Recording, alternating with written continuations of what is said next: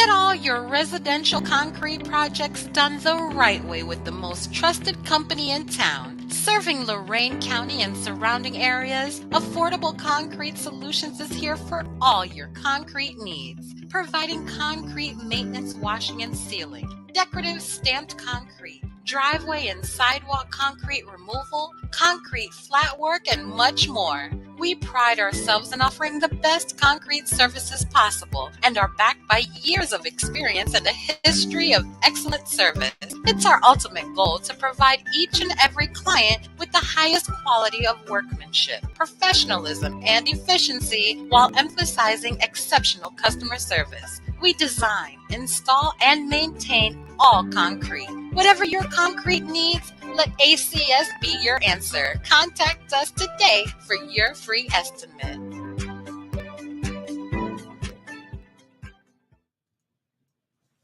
Today, we're talking about the AFC, the Cleveland Browns preseason, and a mystery segment. All that and more on the Foursome, starting now. Cleveland! This is for you! Talking about ball.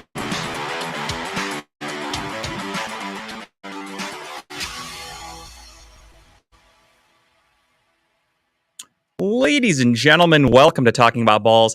I am Justin George, joined as always by Timbuktu, who is live in studio, and Kyle is home on the mend. He has dysentery. He has had diarrhea for days. Are we caught up? Can you hear me like pretty much straight away? That sounds pretty much on time right now. No shit. All right, Kyle was on time. A minute ago, pre-show, we were talking, and there was a good 6-7 second delay. We sounded like the Manning cast. Kyle is home. He is in his basement, as you can see there. I am. A little under the weather, doing the best thing, the smart thing, staying home, staying healthy, keeping us healthy. We have a wedding. We got big events this weekend. Yeah, we got to stay safe. I'm in the wedding. I'm a groomsman, so I kind of really need to make sure I stay healthy. So I thought it was for the best if Kyle just, bunkered home, saves himself the gas. Not a big deal at all. We can do this shit from anywhere. You guys know how we are. We are true professionals. Damn, the wife out there throwing me under the bus. No, the only thing that holds the show back is the fucking internet. And so far, knock on wood, it's been okay. But if it starts to go, you're going to hear a wrath because I'm getting fed up with it, if I'm being honest. I'm not even that mad today. I'm in a pretty good mood. However, the internet starts acting up. That's when I fucking lose my cool. And we don't want that. We want a calm, peaceful Justin today. And without further ado, we're here talking about Ballz. Yeah, Jess, I don't blame you. Lock him up down there. She actually could. They lock us in the outside of the door. She could do it. Don't give her ideas. I mean, I'm all for it. Makes for a good content for the show if you just see her breaking down the door like Jack Nicholson in The Shining right now. Here's Johnny. She broke down one door in this house. That's what I'm saying. It's kind of her thing in your house, so I feel like it would be really cool. If she just did it again live on the air, would be really great. So let's get right into it. We've been off for 2 weeks. A lot has happened in our lives, not just in the world of sports. So we're going to start with that. So let's start off with my man, Tim. Tim's over there holding it down on the board. Tim, how were your last couple of weeks, bud? My last couple of weeks have actually been okay. I had a bunch of shows. Shout out to that. Hell yeah. Shout out to yourself. Appreciate it. Absolutely. Monday, I headlined a show up at Saucy. How'd that go?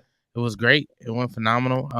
It went better than I definitely thought. Wasn't there a theme of complaining or something like that? It was agitated in Agitated, August. That's it, yeah. And I'm not so much the one to be agitated. You're a happy dude. At least, let me reiterate. Around us, we're obviously usually in pretty good moods, and we like to have a good time. So I've never actually seen Tim that upset, at least with us, around us, because we're always having a good time. So I'm sure Tim's gotten plenty upset in his day. But with us, he's always been very happy and very just positive. I generally kind of wish I was there for a Tim hug right now. It'd be nice. Yeah, we could do somehow. He could digitally splice your guys' two heads to do a Tim hug, like a scissor thing. It'd be kind of cool. Kind of tough, I'm gonna be honest. Yeah, I mean, hey, we'll work on it. Two big guys trying to scissor. That sounds like a bad night. We might get stuck that way. Sounds like a guillotine, but it's been pretty good that day. When it was agitated in August, and I kind of went into a mini rant, but it wasn't even really that. And I even said, it's hard for me to really be agitated because I try to stay calm because I'm at the size where I could have a heart attack at any time. Damn right. So I was like, I try to be not upset, but I talked about how the Brady Bridge having a 1 mile express lane was dumb. Yeah, what a waste! Like at that speed, you have like less than a minute to get some express. Like, is that really helping you? Right. Really? I just said that was dumb. I don't know if you guys are trying to do it on purpose, but you're totally pulling off the Steel City Renegades, looking the opposite direction right now, which is amazing. I love it. So I'm trying to fix it actually right now. I'm on this camera to the left here. I'm not in the middle. I mean, I tell you what, Tim, if you could, this is an homage right now. If you want to do the center cam, this way I can also look at the TV. And Go then in my if seat. you want to float Kyle or yourself like above the mic, like I have his setup. I can't float him. You can't? Oh, okay. Then if you want to float yourself over Kyle's spot, that would be cool. Yeah, I'm cool with that. So just do the center camera because it's easier for me to see the monitor. It feels weird talking to Kyle, but I can't look at him. Yeah, I could do that. I feel like that'll work. No, I thought we were just doing it on purpose, but no, it's fine. It looks good.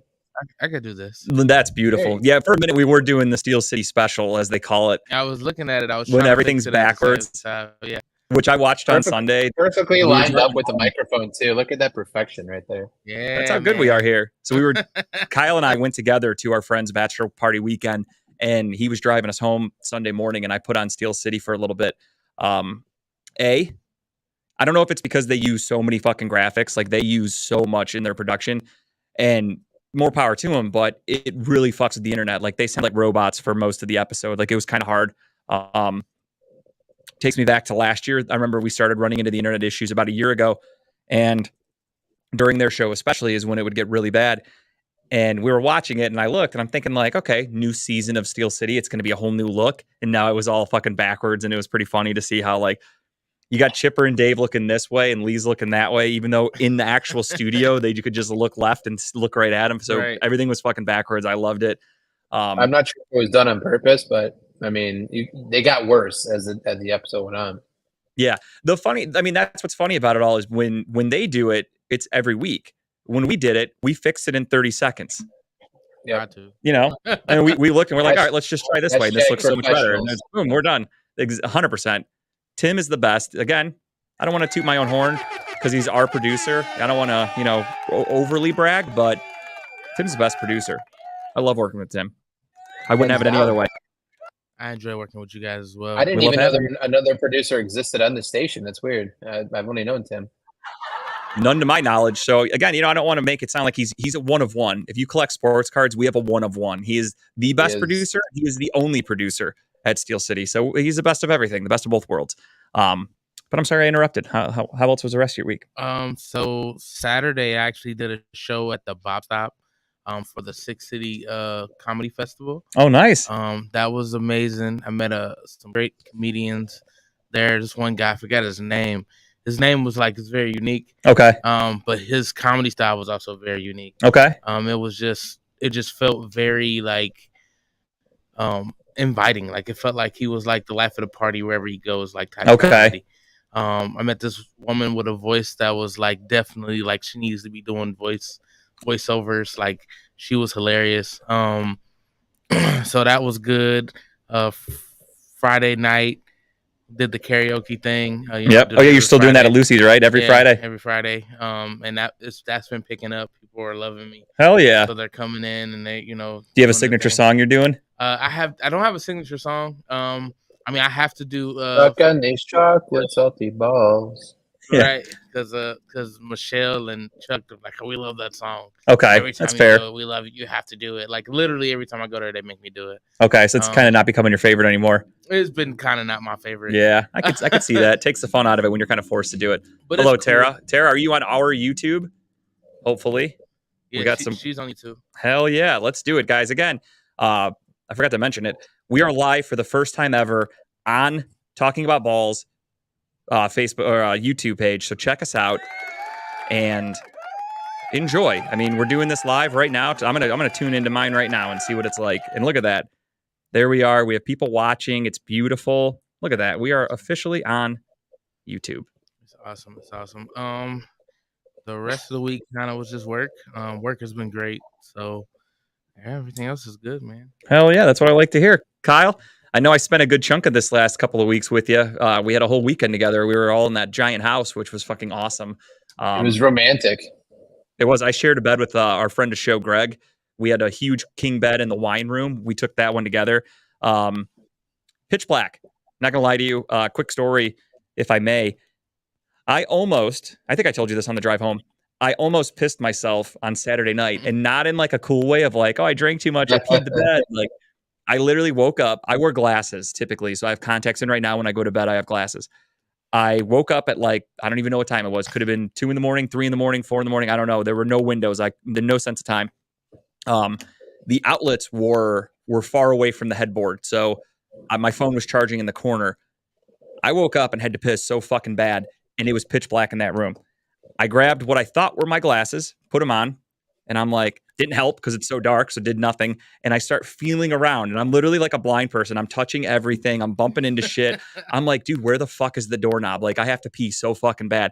And I can't find anything. I can't find my phone. I pick up my Apple Watch. That didn't charge, so that was dead. I got no light coming out of anything. No light. I'm literally just feeling. And then You're I about also to die not pissing yourself. And then I realized too, because my watch turned on for like a half a second. I got a little bit of light, and I'm like, it's still really dark in here. I realized I put on sunglasses, not even my own glasses. It was that fucking dark.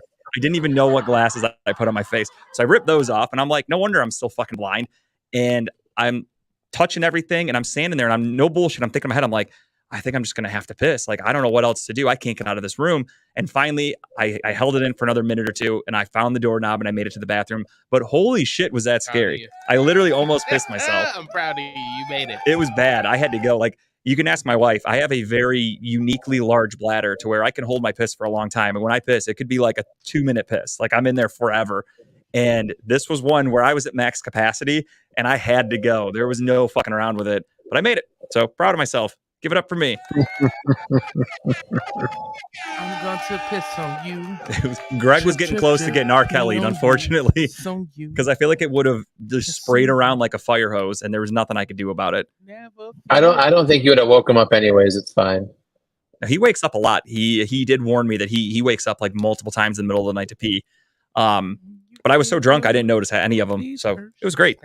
And I love it. It was a very, very fun weekend. I realized that I'm older than what I feel like sometimes, because I got home Sunday and about died. Yeah, I came home Sunday, and I just laid around all fucking day. Like we were going to go to like Home Depot and get some shit done. And initially, I laid on the couch and we were watching some TV, and I started getting kind of sleepy, and my eyes started closing. And Tara was like, "If you're gonna nap, go lay in bed." And I'm like, "All right, fair enough." So I went lay in bed and took a little nap, and then I woke up and I just laid around watching TV, and she's like, "Do you want to go to Home Depot today or wait till tomorrow?" And I'm like, "Yeah, let's go tomorrow." And you say old fucks, Jamie, but I outdrank everybody. I stayed up later than everybody. Like, we were the oldest people there. Not really, actually. There were quite a few people older than me, if I'm being honest. But if you want to call us old fucks, we partied hard. We showed those young bucks what it's really like to party. There were kids that were like fresh drinking age that were passing out in the hot tub while we were still fucking balls deep and playing drinking games before we even started playing new drinking games that we had never played before. We had a great time. We were up late. I think you and I maybe Greg shut the place down both nights potentially, but we were up late and we drank a lot. Friday, I think Friday definitely we were up the latest. Saturday was close. There were a handful of people, but I was so exhausted at that point because we started drinking. We got up to golf at like 6:30 a.m., 7 a.m.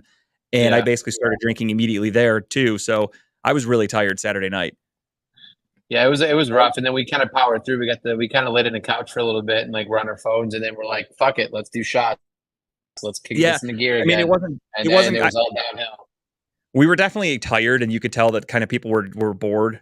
But it was because the weather was so shitty that it was blowing in on the covered porch or patio, whatever you want to call it. So we couldn't stay outside. We were playing games outside, but we were getting soaking wet. So we were like, all right, fuck it, we got to move inside. And we moved in, and we were kind of like, all right, well, what can we do in here? And there's really nothing going on. So we just ended up fucking chilling on the couch for like, not long. I mean, maybe a half hour, if that, let the storm pass a little bit. And we went right back out and started playing. I think the beer die was the game changer this weekend. That really got some competitive. You guys have ever heard, if you've never, excuse me, if you've never heard of the game before, look up beer die. I'm guessing it's DYE. Is that how you spell? No. DIE. Yeah, I think it would be. Is it DIE for like a dice? Yeah, because dye is what you dye, like a food coloring or dye clothing or dye. Yeah, I just don't know what you call a singular dice or how you spell Yeah, it. DIE. I know it's dye. Is it? How do you spell it? That was a DIE or DYE? That's what I don't know. I don't know. I don't know. Google DIE, both. I You're think. gonna find something. You're gonna find people that are dead in beer, or you're gonna find the game that we're talking about. So look it up. And pretty cool. Very fun game. Very challenging. Very unique. You can Google it. I won't explain the whole thing. DYE. It is DYE. Okay. So you set up 4 cups in a corner for each person, each player. You fill it up with some beer, and then you have to underhand toss one die, and it has to go above your head, and it has to bounce off the table. Then the other team has to catch it with one hand only. Can't use your body, can't use 2 hands, nothing like that. You literally have to just catch it with one hand, and if you don't catch it, the other team gets a point. If you somehow manage to get it in their cup, the whole team has to drink a beer, and it was fun as fuck. We played that for a long time. That consumed most of our weekend. That and dice football. There were a lot of dice being used. I think Yeah, I lots remember of dice. Yeah, dice football. We played at Kyle. So this kid that was at the bachelor party, he has his own table slab that he uses as a board. And playing it on a table is so much fucking harder on wood because it just goes. Yeah. It's really tough. But we played the fuck out of that too. We had a really good time. It was a fun weekend. Yeah, it was a blast. I mean, that with the golf on Saturday, just kind of getting out and golfing with people that you probably would never get to golf together again was fun in itself. And golfing with Justin, first time I ever done that before. Kyle and I golfed together for the first time on Saturday. So wild how much you actually golf now. Like, I golfed last night. I checked in on your show for a minute crazy. because I was at Ridgewood, and I was like, well, I'm going to check in and say what's up to my boy Tim. And like, I think Tara was teeing off. So I'm like, let me watch this, say what's up really quick. And then it's going to be my shot here in a second. I had said something. I said the exact same thing. Like, it's so crazy how much you're golfing now after you shit on it so bad. Well, in my defense, I still think watching it is boring as fuck. I don't think I can ever get behind that. I tried because I bet on it a couple weeks ago. I just can't get behind watching it. It's too fucking boring for me. And it's depressing because they're so fucking good. What's up, Dave? Thanks for checking in. Dave did email me some new sponsors here. Hopefully in 2 weeks when we go live again on the 30th, we will have physical paper ads. That's me, Dave, giving you the hint. Let's print those out. Physical paper ads, brand new one. Those to me. Can you forward those to my email, Justin, so I can read them on air too? Yeah. So give me those because when I have the paper sheets, I seem to work a lot better. And actually, he didn't email them. He messaged them to me on Facebook. Dave, if you have a second, could you message those to Kyle as well? Okay, so it's just All Pro and Puff and Roll. I think he forgot the Concrete Solutions, Affordable Concrete Solutions, ACS. Yeah, Tara had 1 over par yesterday. She actually did really well. She shot a 36, I think it is. Tell her ass to step back to the men's tees, and then we'll she was on the ladies' tees for sure. I had my best 9 on a full size course. I know, She's but a lady, guy. She plays like a dude, though, Tim. Don't cut her slack. Yeah. And I had my best 9 yesterday. I shot a 54.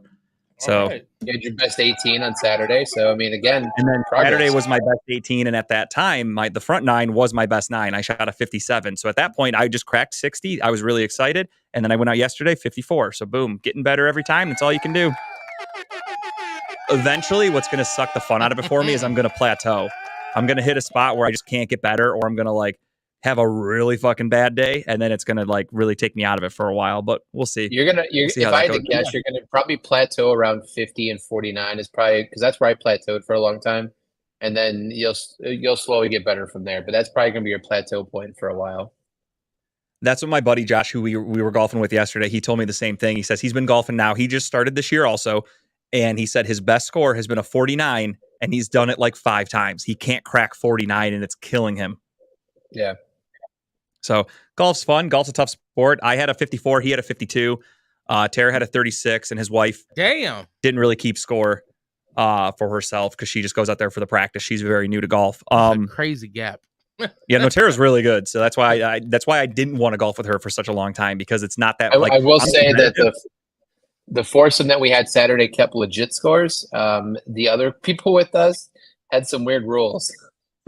Yeah, they were doing some weird shit, and there was a point where I literally couldn't even get anybody to tell me their score. Like I would ask them, like, "How'd you do?" And they would just be, "Oh, I had a couple pars, a couple birdie, or a couple bogeys." And I'm thinking in my head, like, just give me a fucking number, dude. All I want is a number. You did 18 holes. You write down your number from 1 to 10 on all 18 of those holes, and then you add it up. It's fucking math. It's not that hard. And yet they're like, yeah, I had a pretty good day. It wasn't terrible. And I'm like, dude, you can't give me a fucking score. So that's when you know that somebody had a bad day and they're bullshitting, in my opinion. But then you start hearing, we just maxed out a double bogey. That's it. We picked the balls up. I'm like, what are we playing here?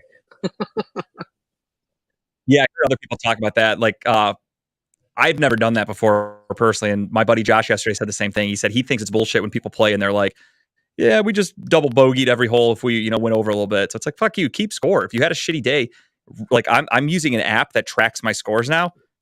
I want to know how I did. It's just easier to do it that way. I would never want to sell myself short and think like, I did all right today, even though you had to work. I downloaded a couple. The one I used yesterday is called 18 Birdies.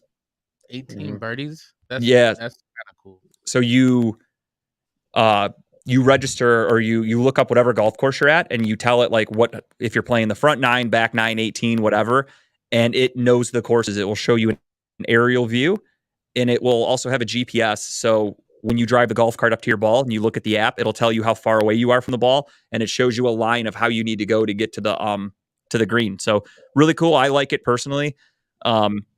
I did fuck up a couple times and I accidentally. Too, right? Did you get it through your phone as well? It's on my watch and my phone, but I use my phone because it shows me the full map. So I like to actually see it. What's up? Thanks for checking in, man. Looking at the GPS is understanding what hole you're facing. Yeah, it really helped me yesterday because again, I had my best hole or my best 9 ever, and it's because like on Saturday too, you had your device, your speaker tells you the distance, then you can really gauge which club to use, and I think that's tremendously helpful. So I'm getting better. I still topped a bunch of balls at times. There was the one hole on Saturday that gave me fits. I actually yesterday on a couple par 5s, I did really well. I had a 6 on one of the par 5s. Normally those give me nothing but trouble, and I usually get like 8s, 9s, or 10s. And yesterday I had nothing like that. My highest score on any hole was a 7. So I'm happy with that. Very, very happy. All right, dude. Awesome. I'm coming along. Job. Coming along. Yeah, so that was that for the Bachelor weekend. And I had a question I wanted to ask you guys. Unless, Kyle, if you had anything else to go over for the last couple of weeks? My life's been just the bachelor party and work, man, and nothing else is going on. Honestly, same with me. Like I've done nothing. We went to a concert last week. Actually, Kyle and I did with our friend Dave. We went to it's a rock band called Ice Nine Kills. We went and saw them. That was really fun. They put on a great show.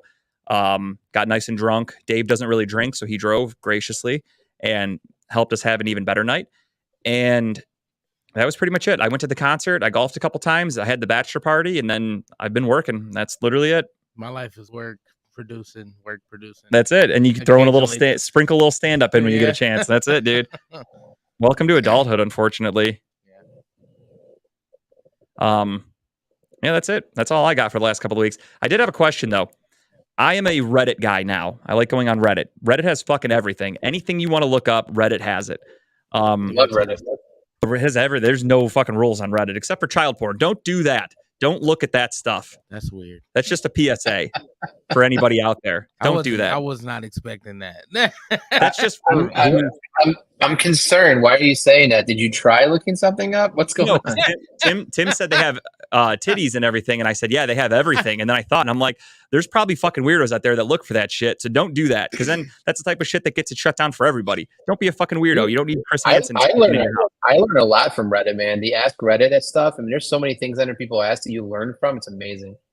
There was one subreddit that's called like, what is this or something like that, and people just show like, hey, I got this random gift, or I found this at Goodwill or whatever. Like, what the fuck is it? And people will explain like, oh, that's to do this, to do that. And I'm just like, oh shit, I never heard of that before. Like, I learn a lot. And then it also gives you suggestions. So one of the suggested ones that I get is it's called Am I the Asshole? Yes. And people will give a scenario and they want everyone's opinion. Yes. Like, am I the asshole in this situation? And it got me thinking today, because my neighbor, she's an older woman, and she has the city come by and they cut her grass for her. Every Tuesday or Wednesday, they come by once a week during the summer. They cut her grass. Very awesome. However, Kyle, you've been to my house. I have a fence And my fence, I keep it open all the time because I don't have any pets. But the gate in my driveway, I keep it open. And that's my property. I keep that in line with my property. The gate and all that shit is right there. The lawn care guys have to move it so they can get in and out and do the yard work. Totally fine. Normally, they put it back. So far, every time they've put it back. Today, they left it in my fucking driveway. So I come home from work. Again, this is a, American problem. In third world countries, they would be very fucking mad that it's something I complain about. Whose grass are they cutting? My neighbors. Oh, okay. So you've seen my fence. It comes all the way down, but there's that little section where there's like a gap, where the fence connects to her house. So there's an opening. They cut in that area and they come onto my driveway and they use the leaf blower to get the grass off my driveway and all that. But they opened up my gate to cut the grass and they just left it or closed it, I should say. They closed it and they left it like that. So I got home from work and I had to park, get out, open my gate, and then get back in my car. Again, very simple, lazy problem I'm complaining about, but it's the principle of it that they're closing my fucking gate. Well, I guess maybe they're when they close it and they leave, if they left it closed, they're assuming that it's probably safer closed than open. However, if I leave it, you should leave it how I left it. It has one of the poles that you can put into the concrete, but I put it in the grass, so it keeps it like it's not going to move when the wind blows or anything. Like it always stays in that position. So where I'm coming in at is, if I left a note next week before they come by and I put, leave this open, am I an asshole for being not even being a dick, just putting a note up that says leave this open, don't forget to put this back? Is it your property line that it's on? If so, then fuck them. Absolutely. When I cut my grass, even though the city comes by and does hers, I cut all that area that's in there too. I cut all that down because she has a flower bed, and I will literally cut that line of the flower bed all the way down to the curb for my, even though it's technically hers, I will cut that and then come back up and do all that. So, and then I leave it open. It's swiveled a little bit. So the fence is right here and it's connected, and it might be maybe a little bit on the inside. I'm not cutting that old lady's yard. Not do that. Oh, I will. Challenge accepted. I was not happy about having to put that fucking gate back today. And Jess, that's not going to happen. I don't like cutting my own yard, so I'm not going to cut that old lady's. Well, that's kind of why I asked you whose yard are they cutting, because for a second I thought you said they were cutting your yard, and I was about to call you the laziest person ever. No. They do it. Basically, it's technically my property line, but they'll cut all the way up to my fence. But then where the fence goes into my actual backyard, they stop. So they just do everything up to the gate, basically. But then again, they opened up, or they closed the gate and they left it that way. So I pulled into work from work today and I had to stop, park, get out. It's embarrassing for them that they're too lazy to put my fucking gate back, Tara. Oh, your neighbors cut half your yard? Look at you old bitch. You get them to do that? No. Damn, she ratted you out. The full story behind that is the fact that they've been cutting that side of my driveway since I even bought the house. And I just said, fuck it. You want to keep doing it? Do it. I don't care. I'll just cut the other half that I have to cut. So I have something similar to that, because you've seen how our houses are. My yard is connected with my neighbor, Mike, and we have that little gap in between our houses. And he told me that when he bought the house, he's just always cut it. And he was like, I'll just keep cutting it, even though you live here now. I'm like, all right, thank you. If you ever don't want to, let me know. But she said no. Yeah, she doesn't know what she's up against. She does not know what she's up against. So I don't think you're an asshole.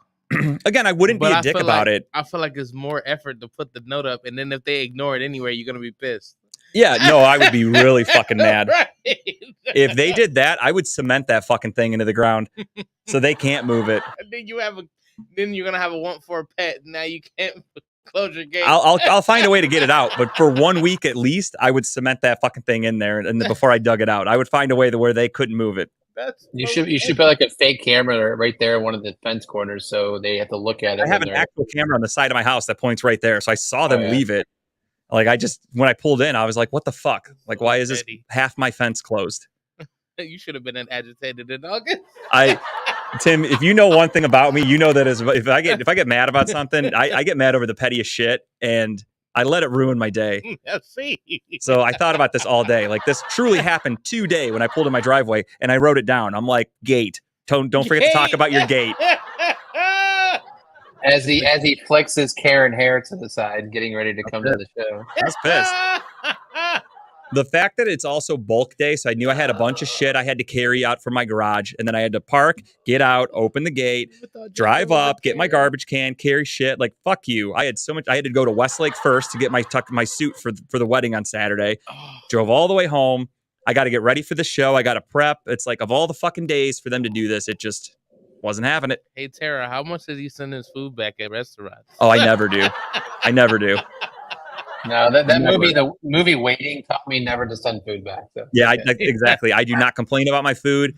I don't give a fuck what they screwed up. I just go, all right, it's great. Thank you. So that was my last couple of weeks. Same thing. Pretty boring. Just got really drunk a couple times and had some fun. And then I worked. That's about it. I had a bad stick at the hydrant and I didn't send it back. Dude, I couldn't. Like, I know what they're going to do to it back there. Back twice. What'd she say? I said Jeff sent his back twice. Oh, no shit. It was. Oh, I'd hate to be his stomach that night because God knows what really went in there. Oof. I got the first one before he sent it back. Oh, you did? Yeah. What was he complaining about? Undercooked? It was overcooked. Overcooked. Okay. It was really overcooked. It was bad. First off, if you're ordering food at the hydrant, you get zero opportunity to complain about food. You get what you get. That's kind of where I was. It was a $10 steak meal, and it was. Yeah, bad. I mean, if you're buying steak at the hydrant, yeah, that shit was just killed in the backyard the day prior. So I've been there once, and don't they like put the shit in like a basket when they bring it out to you? Like, it's just like you get what you get. We're throwing some shit in a deep fryer. Eat it, deal with it, move on. You get what you get. It was definitely on like one of the Golden Corral plates. Yeah, no, absolutely it is. I thought it's almost in like a fucking popcorn tray, if I remember correctly from the one time I was there. And yeah, Tara is exactly right. I complain a lot. Like, I'm legitimately like Larry David. Like, we were walking into the store. Where were we? I don't even know where we were going. I forgot where we were. We were walking into a store the other day. Oh, it was Walmart. And there was a truck that parked, and like half the fucking tailgate is hanging out into the aisle. So I just looked over and I'm like, nice fucking parking job at nobody. Like, the guy wasn't in his car, but I just yelled at the truck because of how they parked. And she looked at me. She's like, can you shut up? But I can't help it. I got to complain about shit. You do have siblings, right? I do. I'm the youngest. You're the youngest, so that makes sense. Makes a lot of sense, doesn't it? Yeah, now it all adds up. It makes sense now. No, I complain a shitload. I love complaining, though. It's one of my favorite things. Like, this is another one. On my way to work, there's a fucking dude that crosses when I get a left turning arrow. He waits until I get a left turning arrow, and then he runs his bike across the street. It's like, you fucking idiot. You go when everyone's going, cross traffic. You don't go with a fucking arrow. And but then if I'm not mistaken, isn't it the same time that they get the right to walk as when your arrow turns green? No, not the arrow. It's when through traffic gets the green. Yeah. So the way the intersection works is you have your curb lane, your middle lane, if you will, whatever, just going straight, and then you have your turning lane on both sides. It's exactly the same. And the way the light cycle works is the arrows go first, and you can make quick lefts. And no bullshit, that light maybe stays green for like 15 seconds at best. And there's usually a long line there. And that's my shot to turn onto the street to get to my job. So I kind of got to hit it. Like, I'm usually running late. I'm like right on time. I schedule properly. But as soon as we get the green arrow, this guy starts going. So then everyone has to start. Like, someone will pull up and then they wait. They have to let him pass. And it's like, you fucking idiot. If you would have waited till the green light, that's when you go. Thanks. And it just, it irritates me. Huh? So you got a new tattoo on your wrist? No. I don't know why it looks different. No, I haven't had a new tattoo in a long time. Okay. My bad. I wish. Yeah, it's been like since January, I think. Been a while. All right, so now I guess we can talk sports. You guys want to do that? Let's go ahead and get into it. Think about it. We don't have to. We can do this all night. I'm having fun with this too. That's true. Well, speaking of talking about sports, we talked about it earlier. Steel City Running Lates are back, and their show on Sunday was something, to say the least. We were driving home, so I wasn't able to watch the whole thing. We were having some technical difficulties, so we listened to probably the first like half hour or so of the show. And boy, did they have some high expectations for their Steelers this year. Holy shit. Like, did they watch football last year? Yeah. I mean, I get it. They won some games despite Kenny Pickett putting up very fucking bland numbers. I mean, what did he end the season with? Like 8 touchdowns total in like 15 games that he played in or whatever it was. That's not good. He averages like a half a touchdown a game. And they're over there talking about how they think the Steelers can win the division. I think Dave was even saying something like, if you're trying to win 10, 12, 11 games, you got to do this and got to do that. And it's like, you think you guys are going to win 10, 12, 11 games? Are you out of your fucking mind? I think I swerved my car on the highway when he said 12 wins. I thought I misheard something for a minute. Like, I was really hungover, and I'm like, am I hallucinating right now? There's no way they're actually saying this. He meant it too. I'll give Chipper credit. Chipper will like kind of like quickly look over at Dave, like, the fuck did you just say? Like, there's no way. But yeah, those guys think the Steelers are some mighty, amazing team, which I don't see it. I know one of the three doesn't watch football games often, so it's okay. But we're not going to make. Based on that show, it sounded like all three, because Chip admitted that he didn't even watch the preseason game. I'll let him pass for preseason. I'm talking about regular season, but regular season. Most of them are pretty diehard. There's maybe somebody on the show that they're speaking from a couple weeks ago. They don't even know who the people's names are, and that's what I love about Steel City Running Lates is when they start talking about the game and somebody not to be named will like say the wrong player and like just fuck everything up. And then Dave will call him out like, who? He didn't even play today. Like, he didn't even start. Like, he'll just like go crazy. It's like Voldemort. He should not be named. Crazy. And lose internet. We bring up the nameless one and we lose internet. What's up, Robert? It's fucking clockwork. It's weird how that works. It's uncanny. But yeah, so that show is interesting. Steel City Running Lates is back. They debuted in their new time from 10 to noon on Sunday morning. Loud and Local. You guys got to see Jeff earlier today. He did a special Wednesday spot because he cannot make it on Sunday.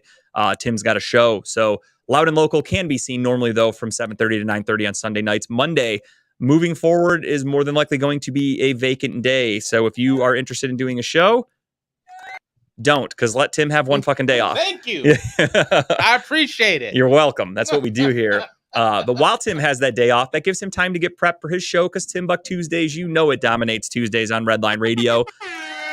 And on RedlineRadioLLC.com exclusively, you got Gary Wenner live on location, spinning the tunes, whatever you want. He takes requests. Check it out. And Broad Street South from 8 to 9. On Wednesdays, you've got Talking About Balls. And unfortunately, What's Up in the 216 is going to be delayed a little bit longer because CC is going to be going under the knife for a procedure. And I think that you said she's having a procedure? Yeah, but not too many details. No details. That's all that matters. Is all we wish is that she's well. She will be back hopefully soon, but there will be a little bit of a longer delay for her to her triumphant return. On Thursdays, you guys probably got a chance to see me on there last week. That guy, Dub, from 3 to 4, always doing great interviews. Dub was just checking in here. He works evenings. So cool as fuck that he still checks in even though he's at work. I really appreciate that, Dub. And then also on Thursdays, you've got For the Culture, obviously at Redline Radio Studio 1, the Lex Vegas Show from 7 to 8, killing it like always. Always funny, always has great guests. You never know what he's going to say next. That's the best part about checking out the Lex Vegas Show. Also, a Redline Radio LLC exclusive, you have the Nameless One. Check that out every Thursday afternoon from 5 to 7. And then at 8 to 9, you've got Broad Street South. On Friday nights, on a little bit of a hiatus also, you can check it out from 8 to 10. You have... And... you don't want to miss that show. We never miss it. On Saturday mornings, you get up nice and early, your fresh cup of coffee, you turn on Unscripted from 10 to 12 with Adam, Dave, Chipper, whoever. You never know who's going to be in studio with them. They do interviews. They have special guests. It's a great time always. Don't miss it. TMI, Too Much Information from 6 to 8. And then Comedy and Cocktails. 5 to 8 now. Oh, are they? Yeah. Damn, 3 hours. Look at that. 5 to 8 Let TMI. me guess. The board's not updated yet. No, hell no. Hell no. I'm shocked Steel City Renegades has the proper time on theirs, for fuck's sake. And they've known they were moving nearly a year priorities, now. Man. That thing was set for a year by now, so it's okay. Yeah, at this point, they're not even going to be able to take any of it off. It's going to be like permanently imprinted on there like a body in Hiroshima. And then 8:30 to 9:30, you've got Comedy and Cocktails with Jen. Check that out. You guys like that joke? A little Pearl Harbor action for everybody. We love the retro jokes. Kyle's not bored, Robert. I'm just doing ad read, so he's just chilling right now because he's at home and he can't see the board. This This is my ad read phase. And then, speaking of ad reads, let's get right into it. If Kyle were here right now, we'd have a little puff and roll possibly with CBD, vapes, and Kratom.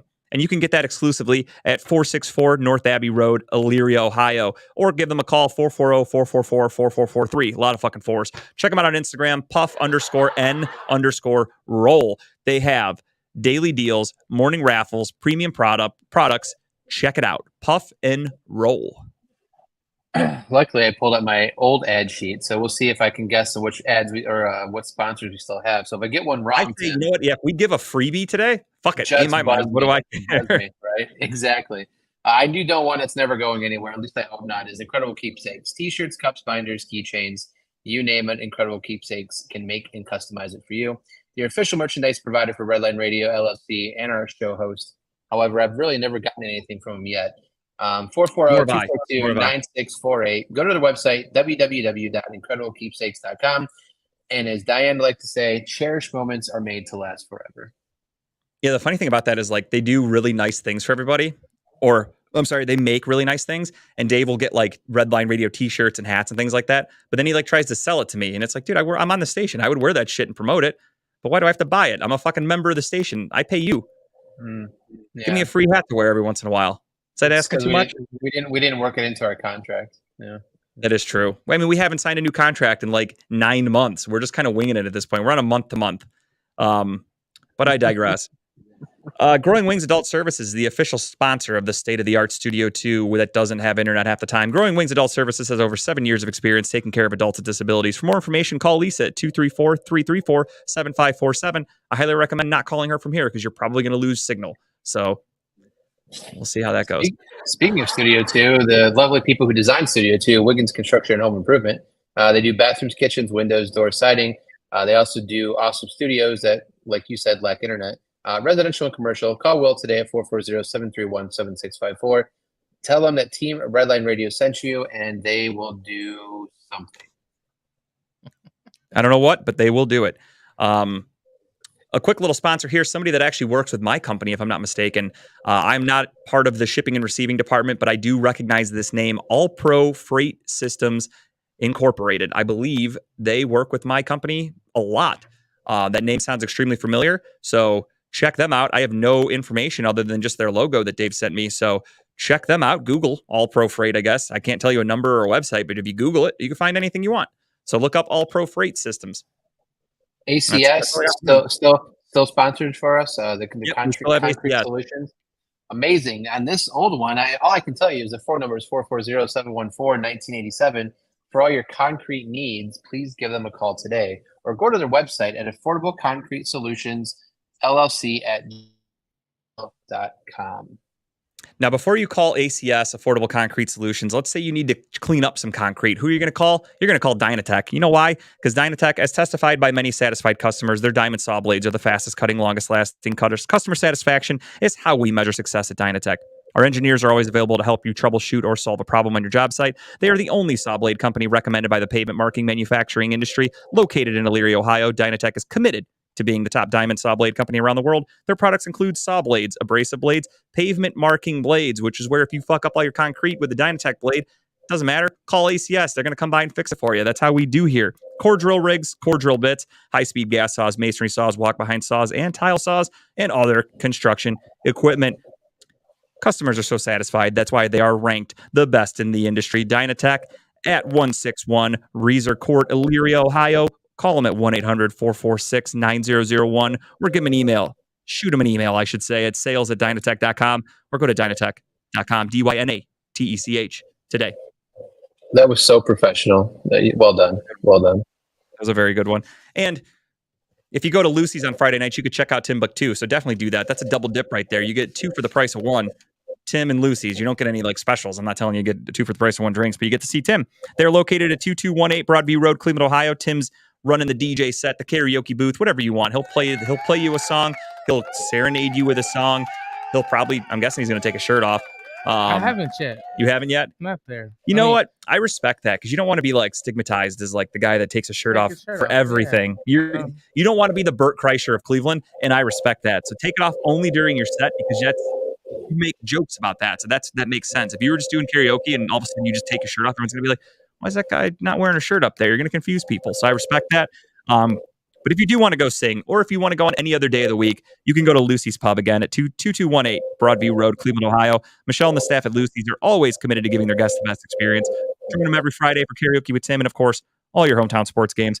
Give them a call, 216-675-0013.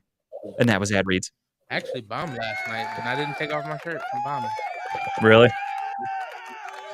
You think that's why you bombed? No, it was just I was extremely inebriated. Oh, okay. Yeah, that'll happen. Yeah. Okay. So it wasn't the audience fault. Okay, that's what I was. Okay. I mean, they weren't the best. They didn't laugh at like the ones that you could have really laughed at. Okay. But then I was already really kind of like just messing up my lines. Like, yeah. I just like, you know what? Like Stan left me. Like it was. Oh like, no, it was dude! Everything. I'm like, damn. You know, you were a sinking ship, and they just fucking left. But it was still cool because I had told them like, you know, I had told him, I was like, well, y'all seen me before. Y'all know I don't suck, so I don't care. It was just bad night. Like, yeah, just having an off day. Having an off day. All right, let's get right back into sports. We got a lot to talk about, and we're going to do it right now. We're a couple weeks late because this shit happened 2 Saturdays ago, but we weren't doing a show, so what can you do? Jose Ramirez knocked Tim Anderson the fuck out at Progressive Field. The fuck out. It literally, he gave him the one shot. Anderson went down. He got up all fucking wobbly leg. He had to get carried to the goddamn dugout. It was awesome. Long story short, Tim Anderson and the Guardians had a little feud going on. The White Sox are, of course, a rival. The night before, Tim Anderson did a dirty move where he pushed a guy's arm off a bag to get him out. Bullshit. And he slid in, Jose did, and Tim Anderson stood over him. Kind of unprofessional, kind of annoying. And Jose didn't take too kindly to that. So he got up. They exchanged some words. The ump got in the way. Jose said, you know what? You want to fucking go? And Anderson said, yeah, let's do it. Threw his gloves off. And Jose gave him that one piece and put him to fucking sleep. And it was incredible. The shot heard around the world. That's the picture there you guys can see. I'm sure at this point you guys have all seen the clip. You've all heard it. Down goes Anderson from Tom Hamilton. One of the best lines you're ever going to hear during a fight in sports history. It was so fucking good. They made t-shirts about it immediately because that's what GB Artwork does. They take other people's creations and they try to make money off it. So kudos to them.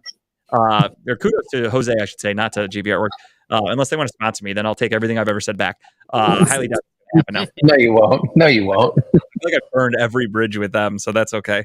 I have a better chance of Dan Gilbert sponsoring my show than I do GB Artwork. And you killed his son. Yeah, exactly. Those are 2 sponsors. We're never going to get Quicken Loans, and we're never going to get GB Artwork. You can just cross those off the list right now, no matter how fucking big the show gets. But what a great punch. I mean, I don't know where you saw it at, Kyle, but it was fucking awesome. I didn't see it live. I saw the replay, but I saw the replay over and over and over again. But I mean, just knowing what took place the day before, you knew something was going to happen, whether someone's going to get hit by a pitch. But they've been going after Anderson. I mean, Anderson's been kind of antagonizing it. And this isn't the first time Anderson's had issues this year with any baseball team. He's kind of been the asshole of that team anyways. So I think it was just a boiling point. Yeah. But, I mean, what a punch. I mean, it wasn't even a full punch. It was more of the inside palm. But I mean, that's even worse. You got knocked out by an inside palm shot, not like knuckle to face shot. That's a bitch. And the fact that they showed him on camera with like wobbling back to the bench is the best part of the whole thing. I loved it. He was like weak. Jose fucking connected. And yeah, I mean, that was the one thing after. Weak at the knees. he walked away in love. But that's the one thing everybody said after the game was basically that Tim Anderson is known to be very disrespectful to the traditions of baseball, and it rubs a lot of guys the wrong way because a lot of guys that play baseball are like very traditionalists. Like you follow the unwritten rules of baseball, you make it a gentleman's sport kind of thing, and Anderson doesn't abide by those rules, and that's why he got put to fucking sleep. And this is unfortunately all that Tim Anderson will ever be remembered by. Yeah, I heard he was a Chris Paul of baseball. He really is. Like, he is not a well-liked dude. He's known for being kind of dirty. People don't really like him. And then, again, he's not that good. So for him to get knocked the fuck out like that, like, that's going to be his signature moment for the rest of his career. He will never be known for anything other than the guy that got knocked out by Jose. And I am all for that as a Guardians fan. Yeah, I mean, I'm glad that Jose got it knocked down in 2 games. So he played last night, I believe, right, Cincy? or the night Yeah, before. and that's the other thing too is Jose was supposed to be suspended for 3 games, and he appealed, and they got it cut down to 2, and he only missed Saturday and Sunday. Because it wasn't his fault. He shouldn't have. I don't think he. No, basically though, they're going to do guilt by association. So because he swung and they fought, they have to suspend him. But if I'm not mistaken, Anderson got a longer suspension. So I think initially it was 3 games for Jose, 5 for Anderson. I didn't see if Anderson appealed and got it cut down. I'm really not sure. I didn't follow up with that, but I know Jose did appeal and he got 1 game taken off. So I'm all for it. 2 games to knock him the fuck out. And I feel like that punch was for all the Guardians fans' collective just aggravation on the season, on how the Dolans sold. And it felt really good to see somebody get knocked out, because for a team that should be lifeless, to see a guy knock him the fuck out like that is like, okay, this team still has a little bit of fight. Knock the fuck out. I love it. Show a little bit of fight. And of course, it's our best player. That's the even better part. It wasn't like some fucking kid that just got called up who punched some dude out. This is like, no, this is Jose, who's known as being one of the coolest dudes in baseball that a lot of guys love to see and hang out with and talk to. And he knocks him the fuck out. He doesn't speak a lick of English. No. Most players now, because they just have translators on the teams, they don't even bother learning English. Like Shohei Ohtani, same thing. Like he just travels with his translator. He'll just do an interview and he just stands there and his translator has to say everything. And Jose the same way. Like they don't give a fuck about English. What's up, Steve? Thanks for checking in. Yeah, what's Uber? Sounds like a black guy.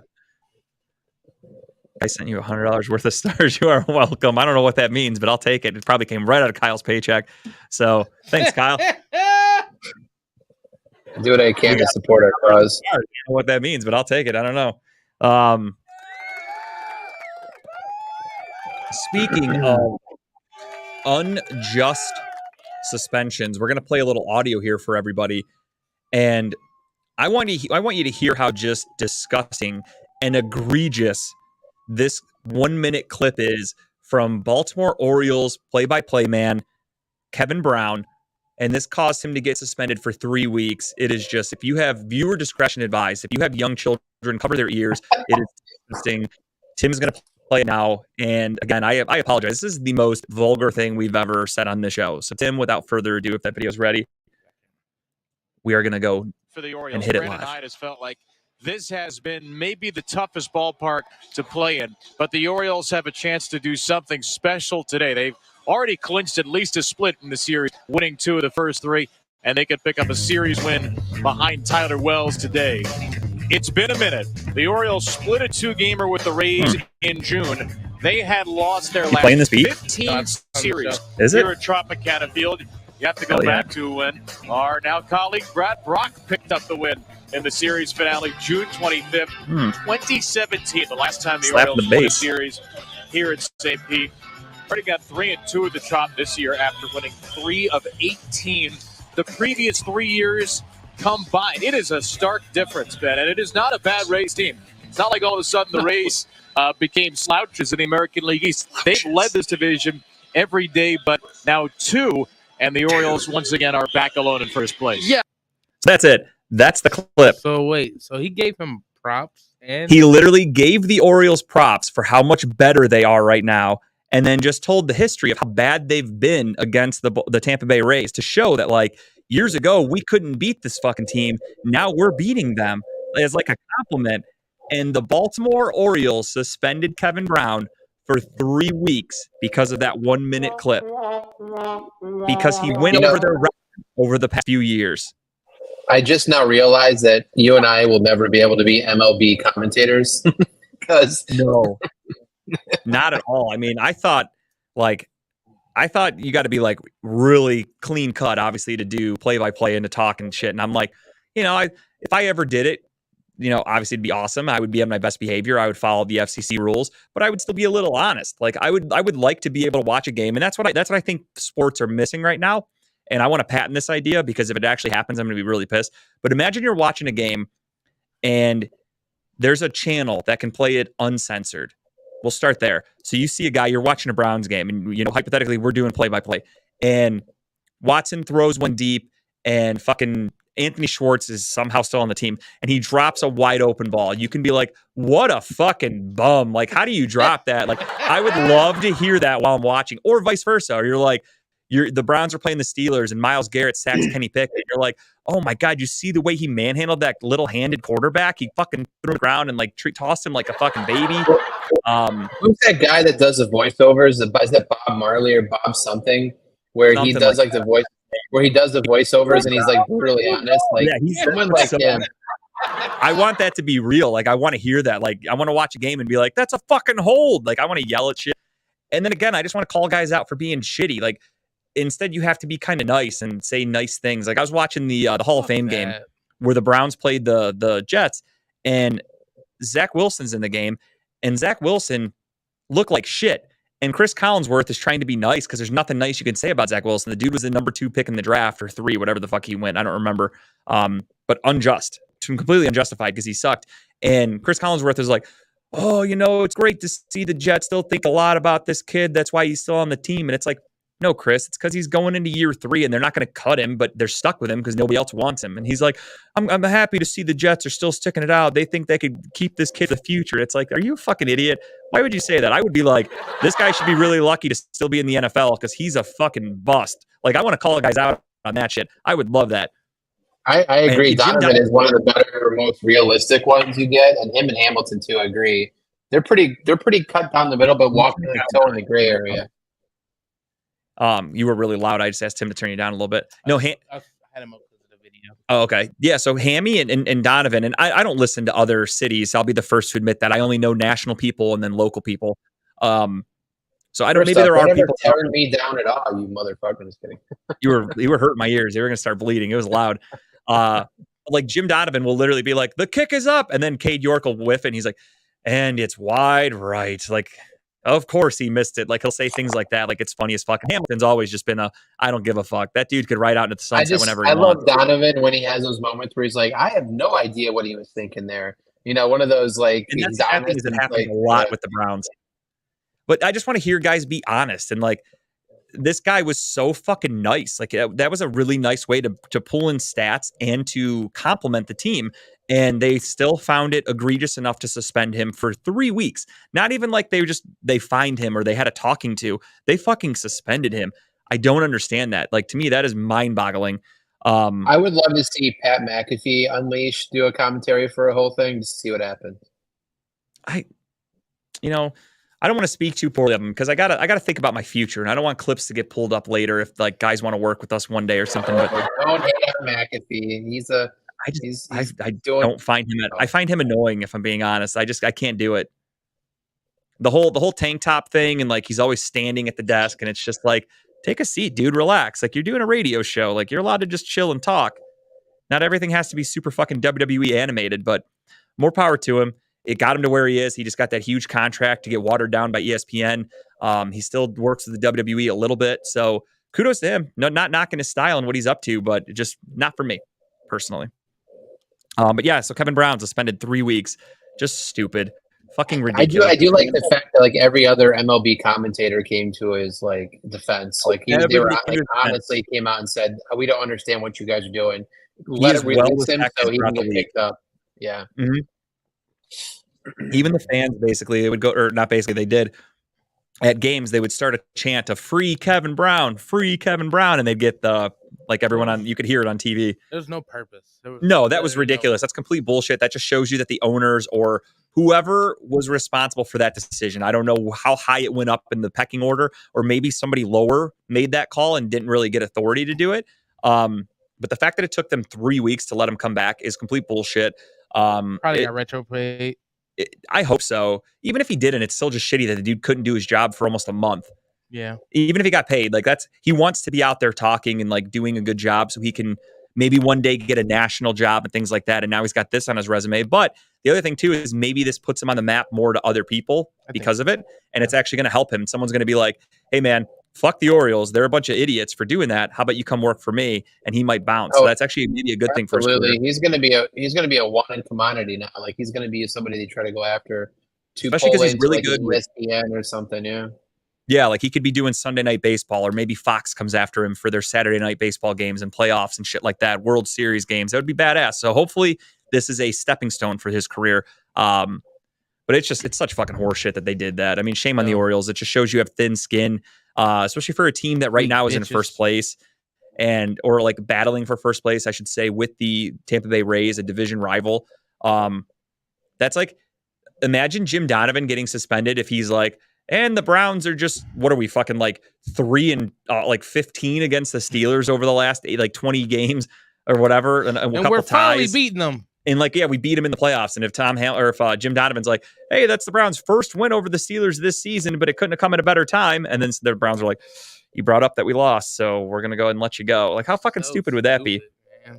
I just don't get it. It was a stat. He didn't come on there and say like, yeah, this team's been embarrassing and ownership has been dreadful. And like, he didn't talk shit about anybody. He just straight up said the Rays have had our number for the last couple of seasons.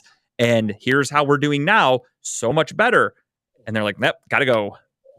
Makes no fucking sense. I hope whoever made that call is either fired themselves or they're suspended or something, you know? Yeah, and I also hope, I don't know how it works if they're unionized or whatever, but I hope that Kevin Brown can somehow like file a lawsuit against the Orioles. I hope he fucking like takes them to the cleaners on this, because that's completely wrongful. Wrongful suspension. So I hope he gets something out of it. But just shows you how fucking thin-skinned people can really be, and it shows that I'm going to have no place in that type of career, because I do not like to bite my tongue. And what he said was fucking like, what's better than G rating? Is there anything better than that? Is G just slow as it gets? I guess they could just, is there like just straight up kids rating? E for everyone. E for everyone? Yeah. Like, no, I think G rating is the lowest FCC rating they give. Yeah. And that was as vanilla of a comment or statement, if you will, as anyone could ever say. Like, if that's going to get you suspended, what the fuck else is the limit? I should be suspended for a whole bunch of shit. My God, I shouldn't be allowed on this show anymore for half the shit that I say. I'm sure there's other people on the show who think that too. Not the show, but the network. But I should be permanently banned from internet radio. Ironically enough, half the time we don't have internet, so I guess no one's ever really heard me say anything. That alone should get you guys. Very true. Very true. But no, we censor ourselves. We tried to be the FCC for our own show. Yeah, we're just doing what we were told. We were just told to not mention somebody on our show ever, so we don't mention them. They do not get mentioned on the show. There you go, plain and simple. We follow the fucking rules because we are law-abiding radio men. Absolutely. Let's get into the Browns, shall we? We are 2 weeks into the preseason, because they, of course, got the extra game with the Hall of Fame game, and they are 1-1. They did lose a nail biter against the Washington Commanders on Friday night, but record in the preseason doesn't mean shit. Good takeaways for me. DTR looks phenomenal. Our rookie quarterback out of UCLA, Dorian Thompson-Robinson, he has looked really, really good. So good, in fact, that tomorrow night's game against the Philadelphia Eagles, he will be starting instead of Kellen Mond. So he is, for the time being, moved up the depth chart to number 3 in the quarterback pecking order, because Watson and Joshua Dobbs will not be playing. So great for him. Looking forward to seeing him go out there and attack the Eagles defense, who, of course, no starters are playing for both teams. So don't get too carried away, Browns fans. Tomorrow is a game that if you have plans, do not skip them. Record the game, watch it another time. You're not going to miss anything. The only important thing for tomorrow, we'll go over in a little bit, because I have one key to tomorrow's game, and we'll get to that once we talk about this week that is. But right now, we will talk about the week that was, and that is last Friday. We played against the Commanders, as I said. First team offense played, minus a couple pieces, minus Nick Chubb. I don't think Jack Conklin played. We were missing a few things.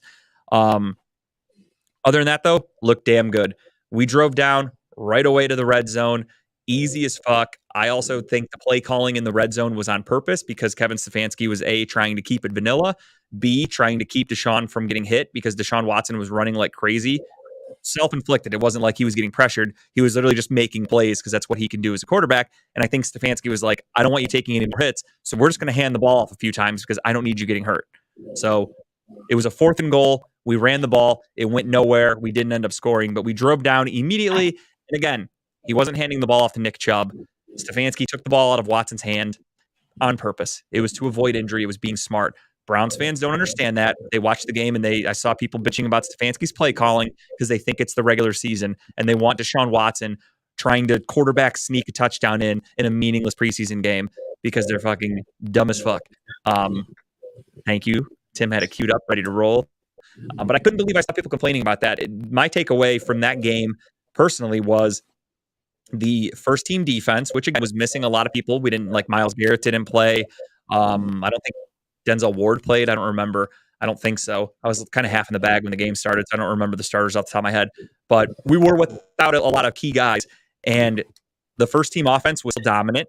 They went out there, and Zadarius Smith was basically unblockable, and that was without Myles Garrett on the field. So imagine when those two were both out there together. It's so wild to me that you could say Zadarius and still can't say Spider. Zadarius? Well, that's his God-given name. Spider was not. Spider was a nickname. And honestly, it's strictly sports. Like his first name is Zadarius Smith. That just fucking locks. Is it Spider or Spider? I mean, we got to make sure we're getting this right. FCC. Almost a year ago to the day that actually I don't remember the date we made the trade, but a year ago we made the trade for Donovan Mitchell. So I'm learning Spider. I just still call him Donovan Mitchell. I just gave up on the Spider thing. We're slowly getting that black card with Tim being our producer. We're slowly getting that okay to start saying certain things. I want it because the way he performed in the fucking playoffs, he doesn't deserve to be called Spider. He should be called fucking Bedwetter or something like that, or fucking Bullshitter should be his name because he is a fraud. He's just Donovan Mitchell to me until he earns his fucking nickname because he did not show up in the playoffs. But I digress. Losing to the Knicks is hurtful, but keep going. I'll never get over that, dude. I'm never going to get over that. But yeah, so the first team offense, first team defense looked really good. They each played a series. I am more than okay with what I saw. And again, missing a lot of key pieces. If Nick Chubb were the one pounding the ball in at the goal line, we don't probably even get to a fourth down because we're going to score a touchdown. I am more than happy with what I saw. So that was plenty for me. Get them off the field, get everybody healthy.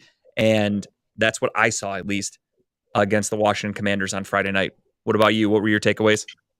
I was annoyed losing Dice football Friday night. No, I'm just kidding. So what I did see, here's the first thing. We have to change this. Browns fans are dumb. Remember the thing that came out a while ago where Browns fans are the second smartest fan base in the NFL? But that's only according to a betting website. So that's like it's probably because 99% of Browns fans just bet against the Browns and it's going to win you money. Right. So according to Vegas, they're just like, wow, these guys are really good at gambling. And it's like, no, we're just Cleveland sports fans. We know what we're doing. So here's the thing I took away from the game. So here's one thing. I mean, I'm not going to repeat what you said because I agree with what you said. But the biggest thing is injuries, right? You know, Elijah Moore got banged up a little bit, his ribs, right? We want to make sure that him and Watson, sorry to interrupt, they were connecting immediately. Yeah. Oh, and yeah, then, absolutely. Then he had a little bit of a rib injury and he left, which again, we're hoping it was just nothing serious, but the trainers were just like, we're not risking it. If you're feeling a little off, you're out because it's a meaningless fucking game. Right. And that's the thing. So we got another game where nothing major, knock on wood. But what I did see that I liked, and the biggest thing I'm going to hone in on is the Elijah Moore connection with Watson. I think we're going to utilize Elijah in a lot of different facets of this offense, which just makes me like excited to see what happens with him. But defense looked great. I think the plan, again, very vanilla. We're not seeing anything special to Schwartz yet. But I think it's going to be quite interesting to see how they use Garrett and Smith because I'm pumped to see that double threat coming off the edges. And just to see that kind of come together, it seems like they're re-energized. But, then again, it's just only second preseason game. But I am pumped to see how this goes. But again, knock on wood, no major injuries. We're almost close to the regular season. So that's my biggest takeaway is that don't overreact. It's preseason. Just have patience. Speaking of overreacting, that's a good lead-in also for our next topic here we're going to talk about. What I was mentioning earlier, that is the key to the game tomorrow of something to look out for, is also something that is a question mark from last Friday's game, and that is, of course, last year rookie kicker, Cade York. Going into year 2, Cade York basically was the worst kicker in football last year.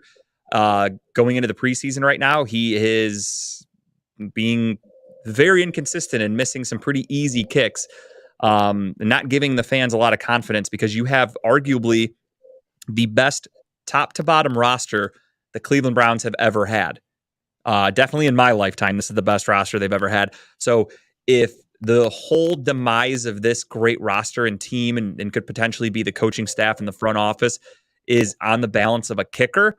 That is, it's really good if you think about it, to know that your biggest question mark in your team is your kicker.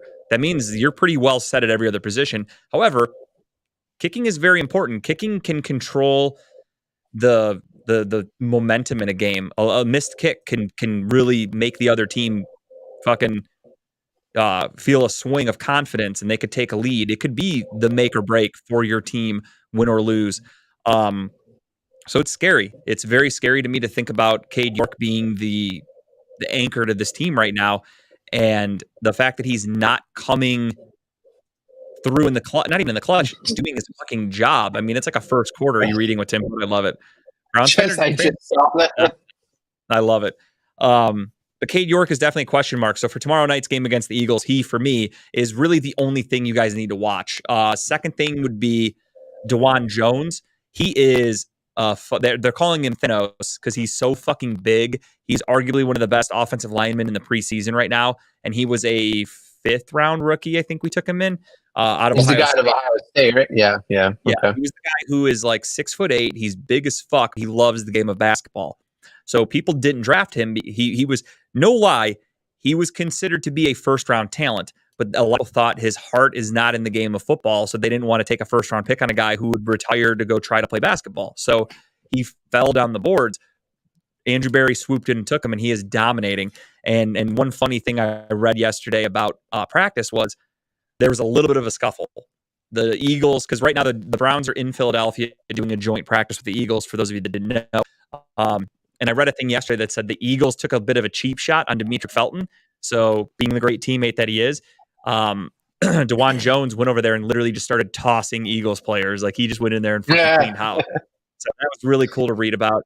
And this is where the overreacting is coming into play, because we are doing a joint practice. And I read on Monday. Well, hold on. I know you're going with this, but let me ask you a question first. Yeah. Why are the Browns not bringing in another kicker? Like we have 2 punters in camp right now, right? And that are competing against each other. I think we just released one. Did he? Okay, so we had 2. Why don't we have a second kicker? Bring someone in. I think it's because he was a draft pick. Andrew Berry's like, I drafted this guy, so you're just. Am I looking at the wrong camera? Yeah, it looked to your right. My bad. So you can look at him. That makes sense. So I think it's because Andrew Berry drafted him. Truthfully, it's because he's basically saying, I invested a 3rd round pick, 4th round pick, whatever. There's no need to waste another roster spot on a guy who I have faith in. Cody Bjorquez, our punter, was a free agent signing. And the other guy that we brought in was in camp last year. That's just to have 2 different punters so you can kind of do some extra things, because you might need your punter to be your punter's your placeholder. So you need multiple, because you might want to run punt return drills, and you need a guy that's actually punting. And then you're also going to do field goal drills at the other field, because the Browns have like 3 full-size fields for the practice field. You have your punter punting, and then you have your other punter as the placeholder. So you need a couple extra of those. Kicker, I think you're fine. Yeah, but I mean, are we just expecting him to kick himself out of this thing? I mean, if he goes out there Friday or tomorrow, and has another couple wide rate kicks, can't just get it through the uprights, are we going to sit there and just be like, okay, well, he'll eventually get out of it? Or do you think that something drastic has to happen? And do you think they bring someone in before the end of camp just to kind of see what happens? I feel like at this point it's too late. You're not doing any favors for your team if you bring in a kicker now, because then if the guy's confidence is already kind of rattled, which it is because he's missing these kicks, so he's obviously there's got something wrong. He's got the yips. If you bring a guy in now, that's only going to make him even more down on himself, and it's going to probably make him worse. And then you could end up bringing in a guy who in the preseason looks great, and you're like, holy shit, this kid's, he's hitting everything. And then you go into week 1 against the Bengals, game on the line. And last year, if you remember, game on the line, Cade York drilled a fucking 64-yarder or whatever it was to win us the game. Maybe this kid you bring in week 1. Right. I'm just saying he did win you a game in the opening day. Now take it to this year where you have Super Bowl expectations. Now think about it. If you line up to kick with this new guy you brought in to replace York, and he fucking shanks his kick and you lose the game, and you're going to start going, what the fuck? We should have York still. Like, I think the Browns are just basically saying we're going with this kid until he does something in a real game, and then we'll think about it. I mean, I've heard that argument from Steve that it's the holder problem, not the kicker problem. So I've always heard that too. There were talks. I think we talked about this last year, even when Cody Bjorkes was with, or is it Corey Bjorkes? It is one or the other. Corey Bjorkes, Cody Bjorkes. Who gives a fuck? He's a punter. When he was with the Green Bay Packers a few years ago, he was the holder for Mason Crosby, and Mason Crosby is obviously known as a very good kicker. And he had his worst career year as a kicker when Bjorkes was his holder. Now Bjorkes comes to Cleveland, holding for York. York is off. However, just the way York is missing, and from what I've heard from quote unquote Cleveland media people, experts, whatever you want to call it, they all say that they've gone back and watched the clips of his kicks, and they're like, the holds are perfect. He's just shanking the kicks. Like, there's nothing else Bjorkes can do. You catch, you hold, and you let the kicker do his job. He's got the distance. He's got plenty of leg. It's just they go up and they fucking shank. So it's something with the way he's drifting. It's like me with my fucking putter or my driver sometimes. Looks great, and then it just goes, nope, I want to go right. I don't know. That's a me problem. Is it because you got a flexi-po? No, it's not the flex shaft. Flex shaft, Tim. If you're going to do it, get it sexually correct. We use shaft around here. So it's not an Ace Ventura laces out issue we have here. No, I don't think so, because, I mean, I guess there's only one way to find out, and that's the other thing, too, is in practice, they probably have both guys holding for him, and that's one thing that would be interesting to find out, to be honest, now that Steve brings that up, because, again, I've seen this theory a bunch, and maybe there's some validity to it. Maybe in practice, the Browns are running punt return drills on field, let's just say A, and Bjorkes is punting. Now, meanwhile, Cade York is on field B, and he's kicking field goals. So you have York kicking with a different holder.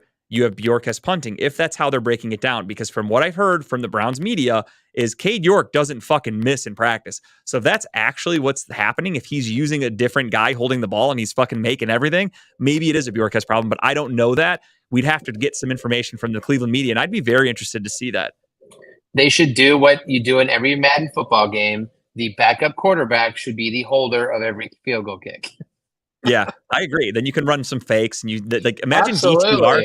Imagine DTR as our fucking our punt holder or our placeholder, and he could pick it up and run. He could pick it up and throw. You never know. Right. The other thing too, though, is like I say this as a fan, or I ask, I wonder who's holding the ball for him in practice because he's making all of his kicks. I also like to think that the Browns.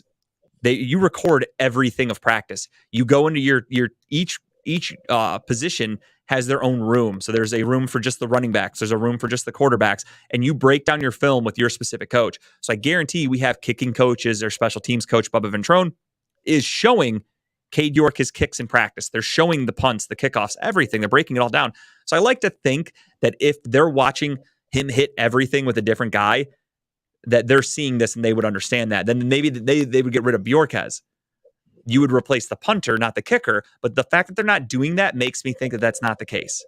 So that's why I think it's a Cade York problem, personally.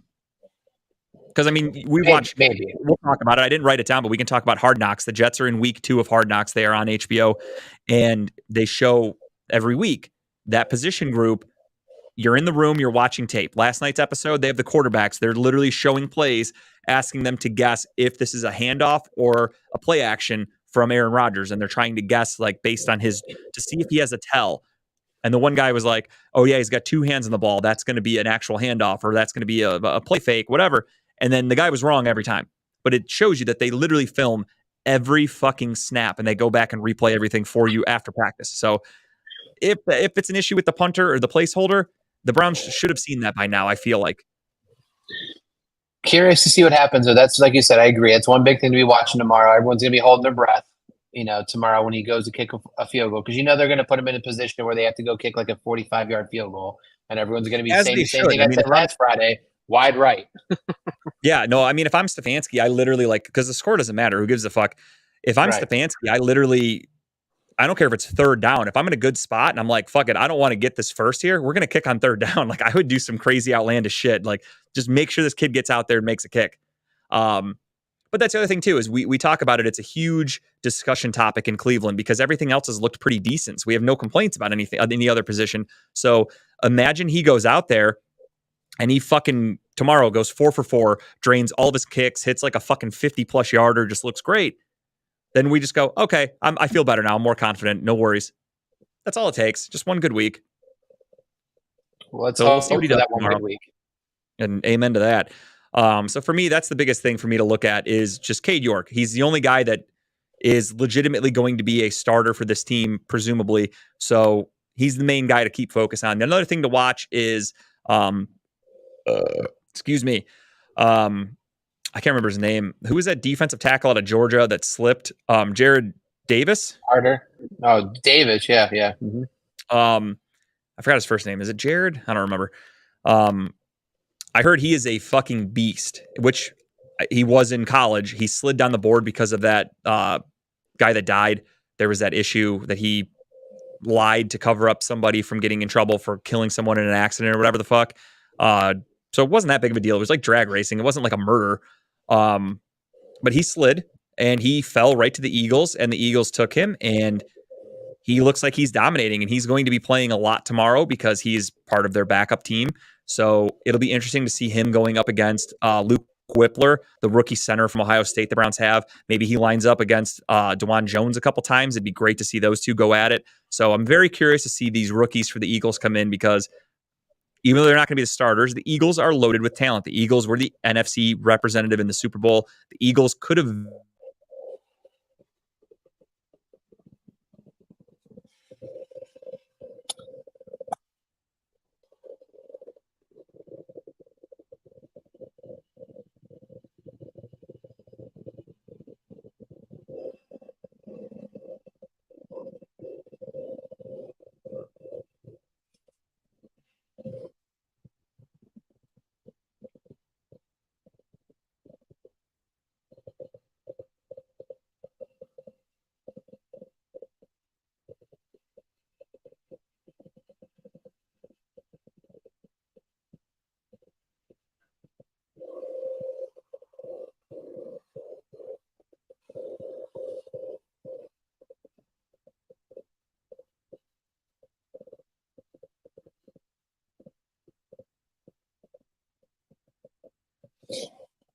Man, I hope you think this is a show just for me, but let's see what's going on here.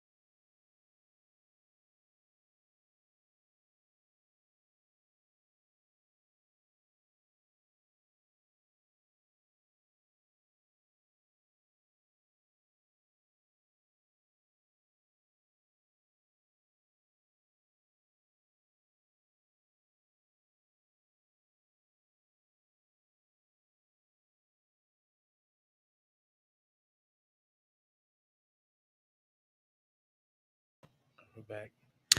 All right, we're back, everybody. Apologies for that. Internet sucks here. There's no going around it. Internet's not great. I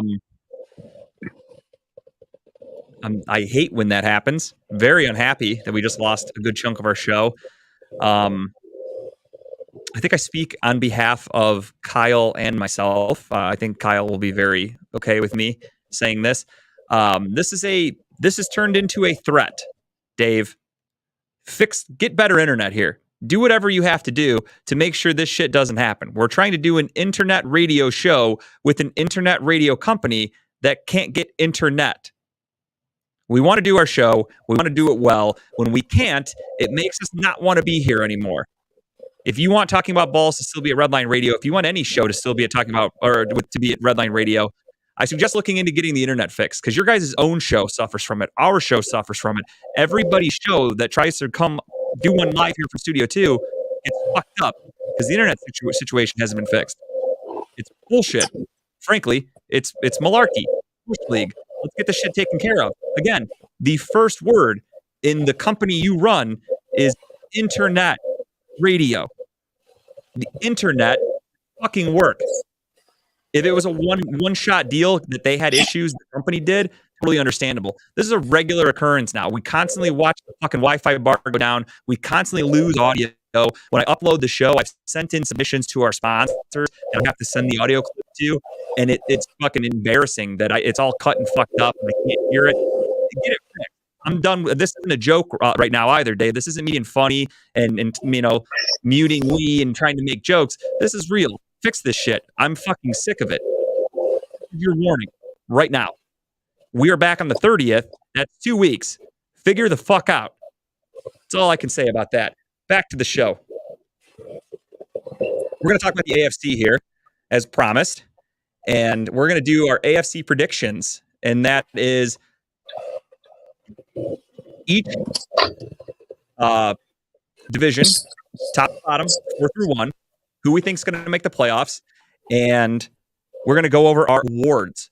And again, this is not our final NFL predictions. We will do those in our first episode of September, the season preview show. Assuming we're still here doing a show, I'll say that. We are going to do our full season predictions. But for today, just the AFC. Let's have some fun with it. We're going to start with the AFC South. I will start just to kind of give Kyle the understanding of you want to have fun? Okay. No, I'm just making sure. You want to have fun? Okay. I'm ready. I need to get that off my chest. I'm ready for fun now. I'm back to fun, Justin. I had to get that out. I was kind of nervous over here. I mean, I'm honestly very fed up with it. This is something I look forward to doing, and that takes the fun out of it for me. It makes me not want to do it anymore. Being on this end of it, though, too, I can kind of see what our people who watch our show go through because I can see what I'm seeing right now is what they see weekly, right? And I agree. I would turn us off after 20 minutes. And I mean, I think we had 4 or 5 people, give or take, watching before we went out, and then now we come back and it's just one, and that's probably you're watching it, so that's probably you. Like you're our only viewer right now because everybody else saw that and went, well, I'm not going to wait around. What the fuck happened to my feed? So it's just it's costing us. But again, don't worry. For all those of you watching at home, Dave and Lee are going to make sure they count up all the ratings and give themselves the monthly awards every month because it makes them feel all warm and fuzzy inside to give themselves awards for fucking shit, and then other people can't even do their shows. End rant. Back to the AFC. The AFC South, that is. Starting from the bottom, I think the worst team in the South is going to be a neck-and-neck tiebreaker, but I'm going to give the worst advantage to the Houston Texans. I think the Houston Texans will finish 4th in the AFC South. I didn't go all the way through and do like schedule predictions because I don't even look at the team schedules. I'm going strictly off of the talent that I believe these teams have and where I think they're going to end up. I believe the Houston Texans will be the worst team in the AFC South. I think the Texans. Agreed. I think they'll be one of the worst teams in football, frankly. So just for this division, I have the Texans as my 4th seed. Would you have the same, or do you have anything different? I think you kind of understand what we're doing here. So no. So I was back and forth, but just to be different, I had the Colts because I think the Colts are going to have a very rough season. I actually have the Colts 3rd, and again, I think it could be neck and neck between the Colts and the Texans because they're forced to start a rookie quarterback, right? They're forced to start Richardson. they don't have a choice. I just don't think. Yeah, he's fast. He's going to be running for his life. He's just large. don't think He's basically a more athletic Josh Allen. He has a cannon for an arm, but he does not have any touch. He has no accuracy. He's big. He likes to run. He likes to try to truck people, but that only gets you so far. Josh Allen has very, very much so tried to revert back from doing that too much because it makes you kind of injury prone. Nobody wants that. So Anthony Richardson needs to learn on the fly. Coming out of the draft, he was extremely raw. He was the guy that I'm very open about. I don't think he's going to be very good in the NFL because he does not possess good pocket awareness. His first throw with the Colts, even though it's preseason, he did not have his feet set. He kind of threw off his back foot, threw an interception right to the Bills because he just panicked and made a fucking throw. I think he's going to do that a lot. And when you're doing that against true number one defensive players, because there was one play where it showed him trucking a guy on the Bills.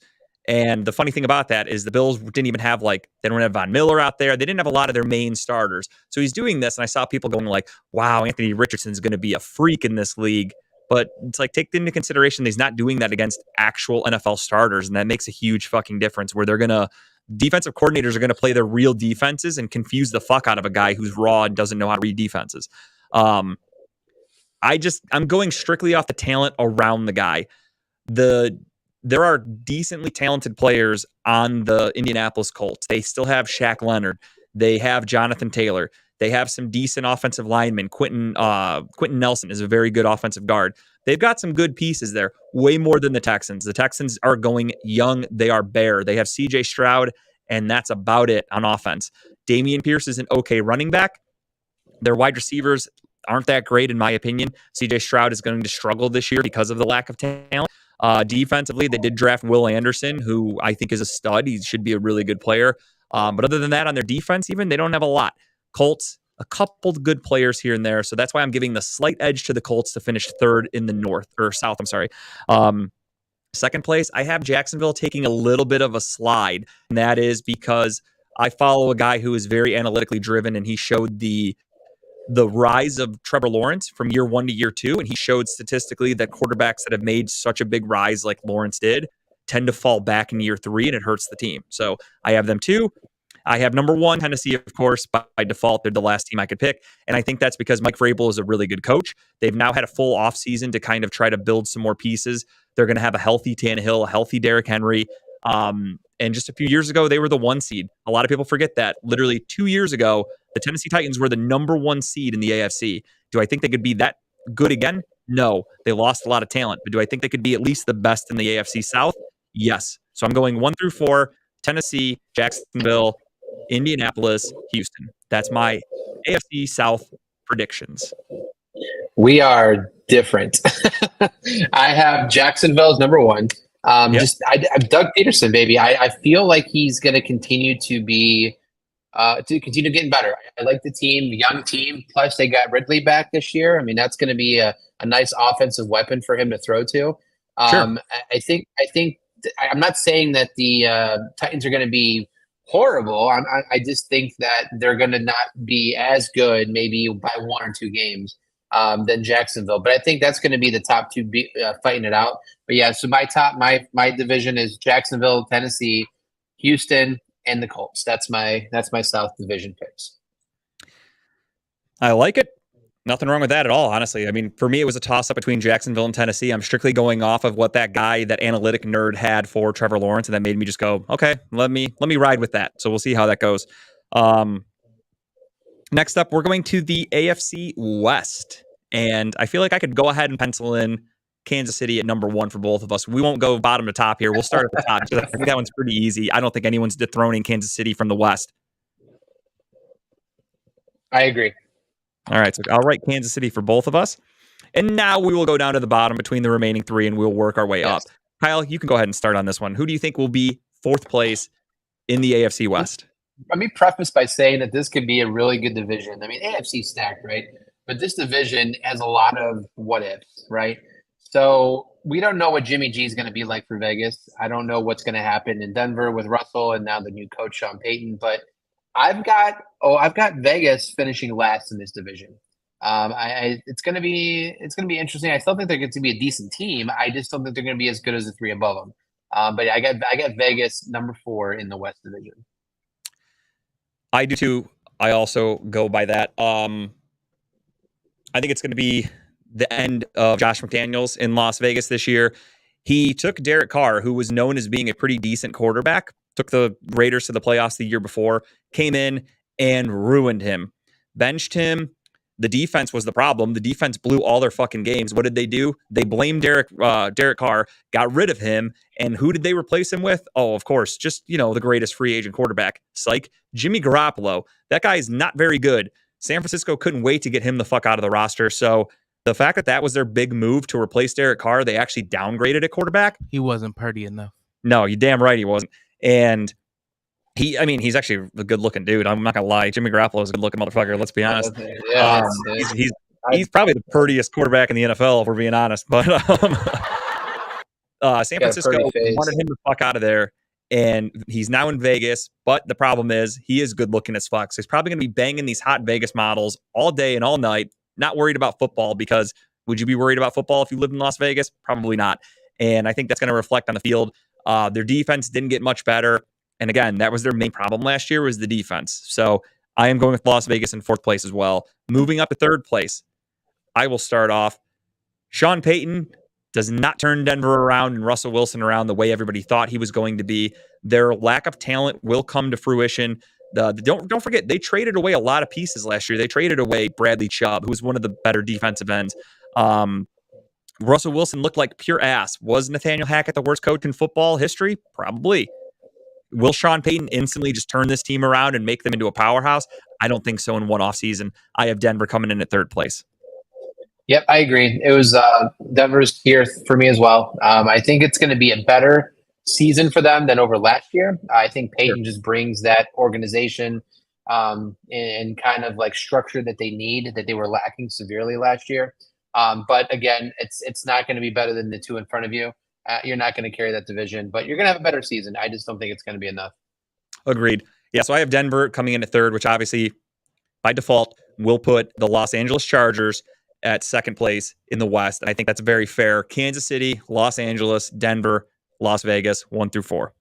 Yep. So obviously your division winners, we already have them. Jacksonville, Kansas City, and Tennessee for mine. Any of these teams, Kyle, in your 2nd place, do you have any of these teams winning a wild card spot by chance? I do. I have the Chargers winning a wild card spot. Okay, so we'll give the Chargers a star there for Kyle. I actually do too. I could see the Chargers doing that. I think they got a little bit better on defense. They're going to have some guys healthy. Offensively, I like the Quentin Johnson pick. From what I've heard, early reports, he looks great in rookie camp or in training camp with the Chargers as a rookie. So he could maybe help that offense get a little more high-powered, because it was already a damn good offense. Justin Herbert's a great quarterback. Now you add an extra weapon with an aging Keenan Allen, injury-prone Mike Williams. You now have another wide receiver to throw to. So, yeah, I think they're going to be very good. So I have them in there as well. Now we move on to the East. I will start with Kyle again. You can go ahead and start us off at 4. Who do you think is going to be the last place team in the AFC East? I hate to say it, but I think we're starting to see the last couple years of a one Bill Belichick. I think the Patriots went out and signed fat Ezekiel Elliott. Actually, I think he's looking a little thinner. I guess he's actually in the best shape he's been in the last 5 years. Yeah, so I guess I can't make that joke anymore. I just don't see it. I don't see it happening for him. They don't know what they're. I mean, they have Matt Jones as quarterback, but let's be honest here. I think he hates the fact that Matt Jones is a quarterback.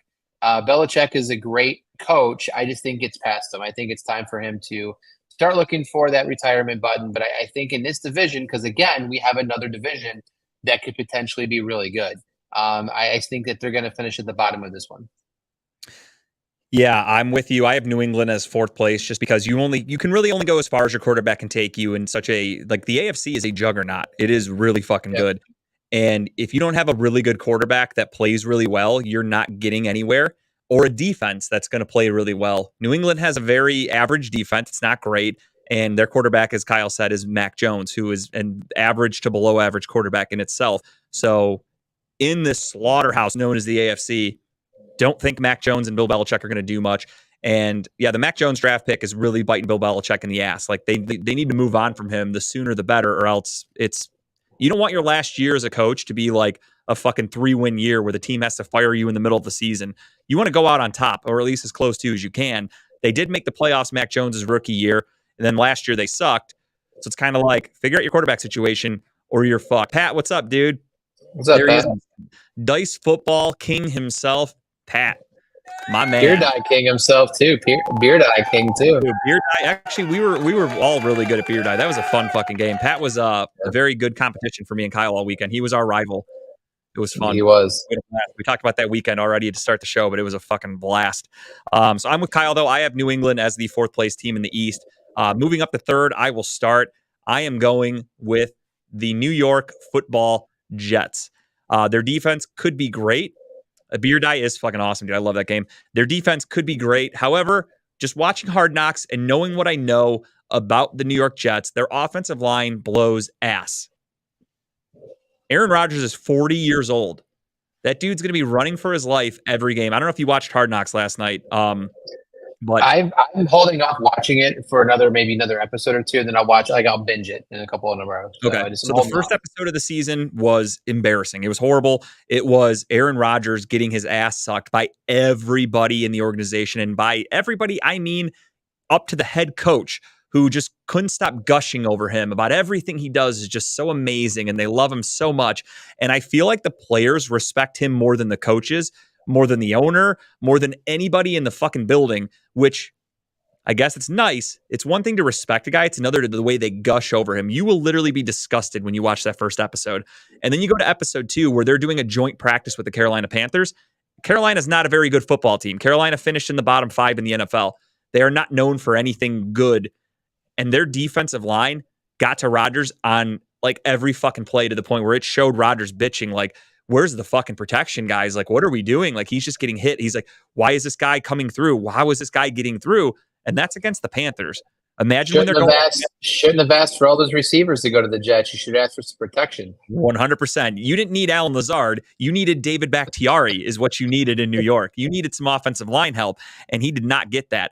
And again, no matter how many fucking weapons you give the team, because the Jets just signed Dalvin Cook the other day, no matter how many weapons you get, a running back can only do so much when the offensive line is pure trash, and that's what the Jets are working with. And it showed in yesterday's episode of Hard Knocks, and it's been well reported that Aaron Rodgers is getting their offense isn't looking great in these joint practices against the Panthers, and the Panthers were one of the worst teams in football. It's not like they're looking bad against the Eagles or the fucking, what's another good defense in the NFL? I don't know, the Steelers or whoever. They're not looking bad against a good defense. It's against the fucking Panthers. So I have the Jets coming in at 3rd place. I just think that what's going to happen is poor Rodgers is more than likely going to end up on the injured list because you can only do so much as a 40-year-old guy running for your life every week in and week out. And I think, unfortunately, an injury is going to catch up to old Mr. Rodgers that ayahuasca is not going to heal. Yeah, I agree. I had the Jets 3rd here, too. I think they're going to be overhyped. I think teams are going to step up to this team. I think you're going to have football teams coming in wanting to beat the shit out of the Jets just because of how much hype's around them this year. They're the quote unquote America's team right now. Like they're all anyone wants to talk about everywhere. If you're a football fan. So I agree. I think teams are going to see that and be like, fuck these guys. Like that's all everyone thinks they're going to be so great. We're going to prove them wrong. Yeah. They're going to see teams stepping up to really win these games against them and try harder. I know I hate saying that each week it varies. What's that? I couldn't see what he said. We talked about this too. Yeah.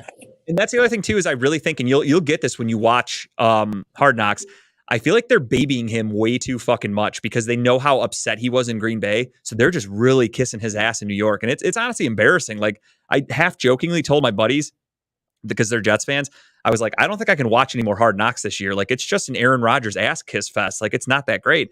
And then last night's episode, from a guy who loves Aaron Rodgers, who used to love Aaron Rodgers. It's weird. I love him as a quarterback. I wanted him to win when he was with the Packers. Then he just kind of went crazy and became like a diva.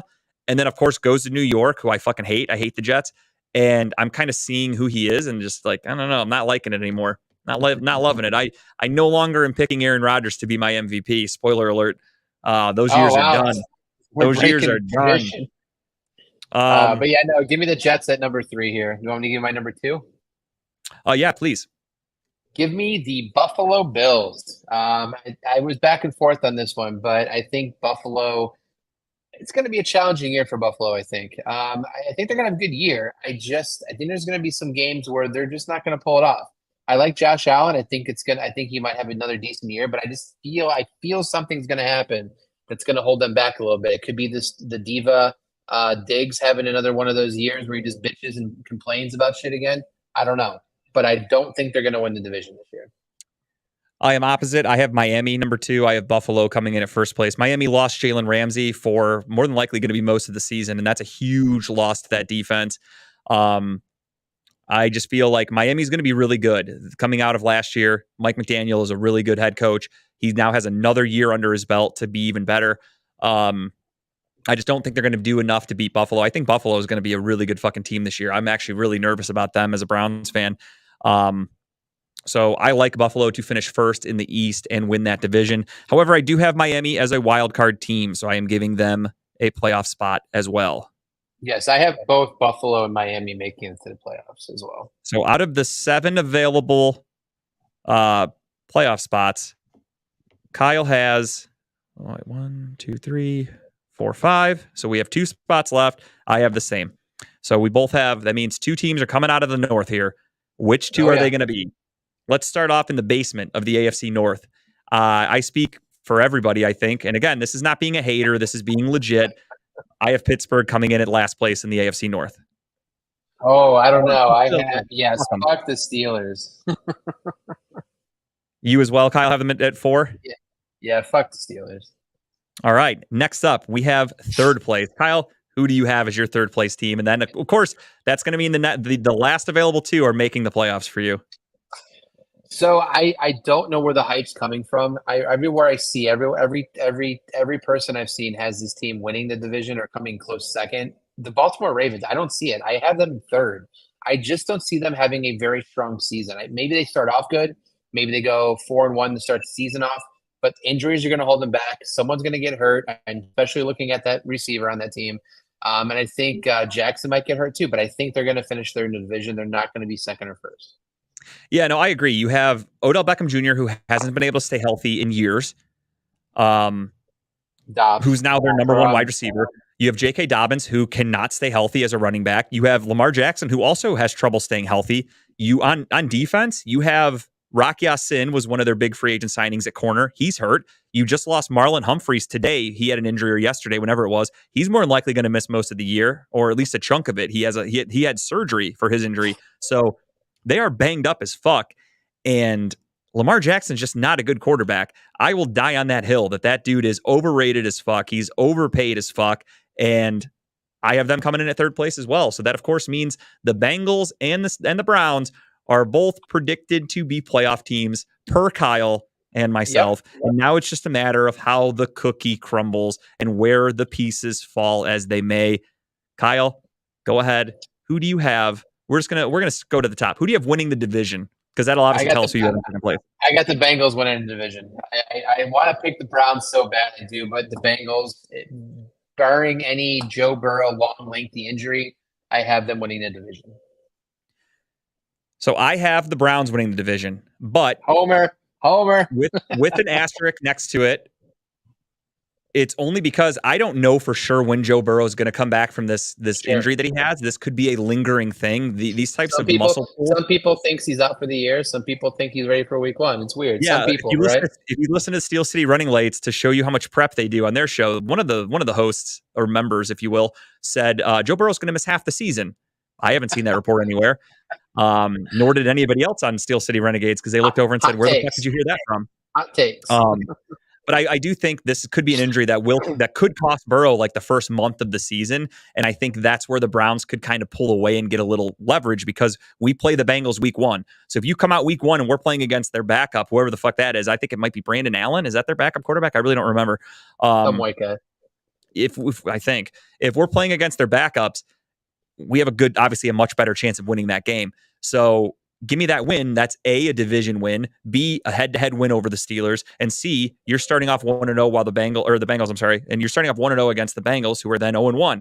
So I feel like that's where we could gain some ground, as long as we don't blow it, is if we start the year off with a month of no Joe Burrow for the Bengals. If, let's say, the Bengals maybe go 1-3 or even hell 0-4, that's a fucking deep hole to try to dig out of to win a division. I guess as a Cleveland fan, I'm just not trying to hype it up too much. I know we have the easiest schedule out of the division, I believe, too. I'm just trying to not be so like gun ho and Super Bowl, Super Browns. You know what I mean? So I'll stick with the Bengals and Browns 1-2. I'm going in with that type of mentality of like Super Bowl or bust kind of thing, but that's not because I'm being a homer. For me, I'm doing it because it's make or break. This is it. If we have a bad season, Stefanski is fired. Andrew Berry is fired. Because, I mean, let's be honest. There are guys now who are critiquing all of Andrew Berry's draft picks, and they're kind of pointing out that he has a lot of fucking misses, which is very true. So he's in the hot seat. Deshaun Watson, the highest paid quarterback for a minute, all guaranteed, $230 million. This is it. You had your 6 games last year. Wasn't great. Did we go 3-3? Fuck yeah, we did. But now it's time to win the division. Now it's time to make a run at the Super Bowl. Now it's time to win everything. This is it. It's just expectations. For me, it's not they're going to win because I love the Browns. For me, it's this team is now in a position to where it's Super Bowl or bust, I think. Agreed. So the best way to do that, you got to make the playoffs. And if you want to be really good, and that's the other thing too, is you look at the Bengals and you go, okay, the Bengals have Joe Burrow. They're one of the better teams in the AFC. They're really good. Have the Bengals really dominated a regular season? Like, I think last year they started off like 1-3, and then they started winning some games. They went on a hot streak to end the season. They don't just come in and dominate everybody. The Browns went 1-1 against them last year. It wasn't like it was some like ass whooping every time we face them. We can compete with this team. We can beat Joe Burrow. We have proven that. So from my perspective as a Browns fan, I no longer look at any team as, well, shit, they're pretty good, so we don't have a chance. I look at it now as we are level competition with just about everybody. There might be a team or two, like maybe the Bills, maybe the Chiefs. There might be a couple of teams in the AFC at least. Maybe the Eagles, if you're going to throw in an NFC team. A couple of these teams, sure, head-to-head, they might be the better team, so it's going to be a tough one to win.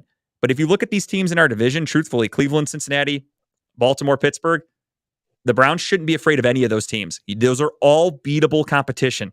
I don't care what anybody says. No, I don't look at the past. I don't look at how we've played against the Steelers in the past. You now have a fucking stacked offense. You have a stacked defense. You have what you hope to be your future head coach, your all-time head coach, going to be here a while.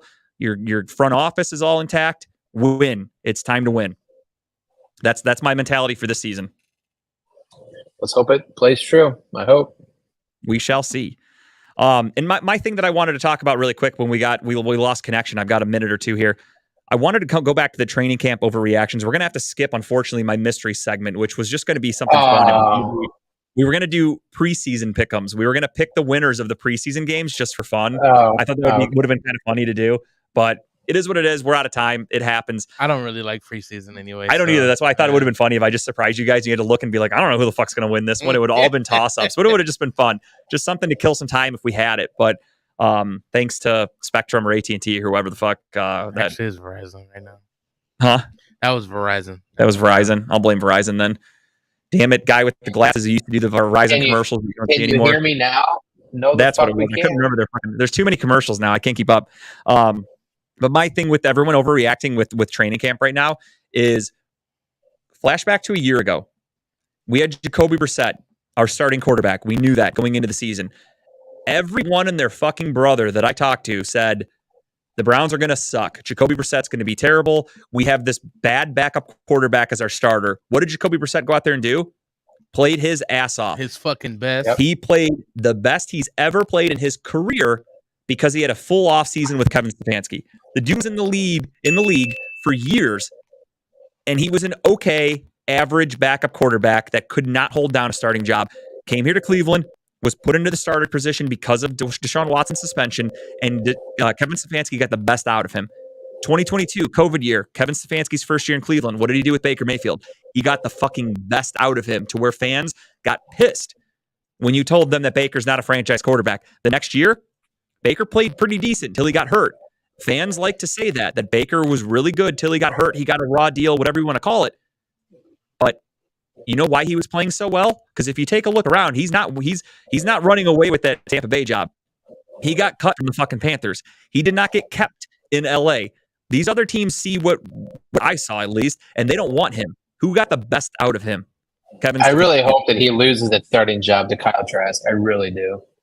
I would love that, honestly. I think that'd be fucking funny. However, back to what I was getting at, Deshaun Watson now has a full off season with Kevin Stefanski. If anybody is going to get the best out of a quarterback, it's Stefanski.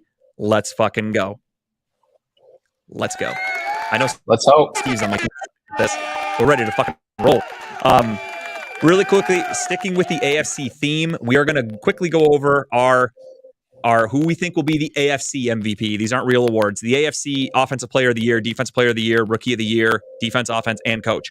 I will roll through my list really quick. Kyle will go through his. We'll quickly talk about it because we're getting short on time. And even though we got screwed with the internet, I still want to leave on time because I am tired. My MVP, actually, I'm going to go backwards. Coach of the Year, because we win the division, goes back to a Mr. Kevin Stefanski. Through all this turmoil of losing Baker, getting Deshaun Watson, the controversy, all the bullshit, the ups and downs, Jadeveon Clowney last year, Odell Beckham, all the shit he's gone through, if we can win the division and come out there and win 12, 13 games, whatever the case may be, and we win that division, Coach of the Year, Kevin Stefanski. That's my pick.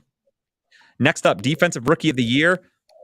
I am going Will Anderson, the defensive end / outside linebacker of the Houston Texans. I think he's going to be out on the field a lot because I think the Texans are going to stink. So I think he's going to get a lot of playing time, and that's going to cause him to put up some good numbers. And I think he's actually a really, really good player. So I'm going with Will Anderson. My Offensive Rookie of the Year. I'm going with a tight end drafted by the Buffalo Bills in the first round, Dalton Kincaid. I think him and Josh Allen are going to have a strong connection, and he's going to put up some big fucking numbers, and that offense is going to be a powerhouse in Buffalo. My Defensive Player of the Year is, of course, going to go to, not homerism, I just really think in this Jim Schwartz defense, he is going to fucking eat. Myles Garrett will finally get that Defensive Player of the Year award. And he's not only my AFC pick, spoiler alert, he is my NFL pick for Defensive Player of the Year. Offensive Player of the Year, I'm going to give it to a Cleveland native, Travis Kelce. I think Patrick Mahomes is going to give him some fucking numbers that are going to be off the charts, and he is going to win the Offensive Player of the Year award in general. And my AFC MVP is a guy who I think this team is going to be a powerhouse this year. I really do. I think Josh Allen is going to step himself up one notch higher and be the best quarterback in the AFC. That's my pick. Solid. So we have a couple ones that are the same. So I'll start off like you did. I'll go with the Coach of the Year. Stefanski. I had him too. If they do well this year, I think that Stefanski could be the Coach of the Year. My second place, not to get into it, but I had because I rolled the dice here, but they could be a surprise. I could see the Broncos surprising a lot of people, and they give it to Peyton potentially, right? But no, I think Stefanski for sure. Offensive Rookie Defensive of the Year, I had Will Anderson as well. I agree with you. He's going to get a lot of chances to get numbers out there this year. He's going to light them up. I think he's going to be a hard person to stop and slow down, so get him the Defensive Rookie of the Year. Offensive Rookie of the Year, I'm going to give to Young out of Carolina. I think they're going to be not a great team, but I think he's going to put up some good numbers. No, Carolina Panthers. Oh, my God, you're right. My bad. Well, I'm smelling that now, Tim. Wow. Yeah. Whoa. What Kyle, happened? Even though you're at home, can you smell Tim's fart? Because that is fucking bad. Hold on. Oh, my God, it's so beefy. Yeah, I can smell it. Yeah. Keep talking. I'm going to do this for a minute. Just to keep it going, I'll give you that. I'll agree with you in the tight end position for offense. My bad for thinking of defense for NFC. Defensive Player of the Year, Myles Garrett. I agree with that one. Offensive Player of the Year, I'm going to go Jamar Chase. I think Jamar Chase is going to have a big year with Joey Burrow.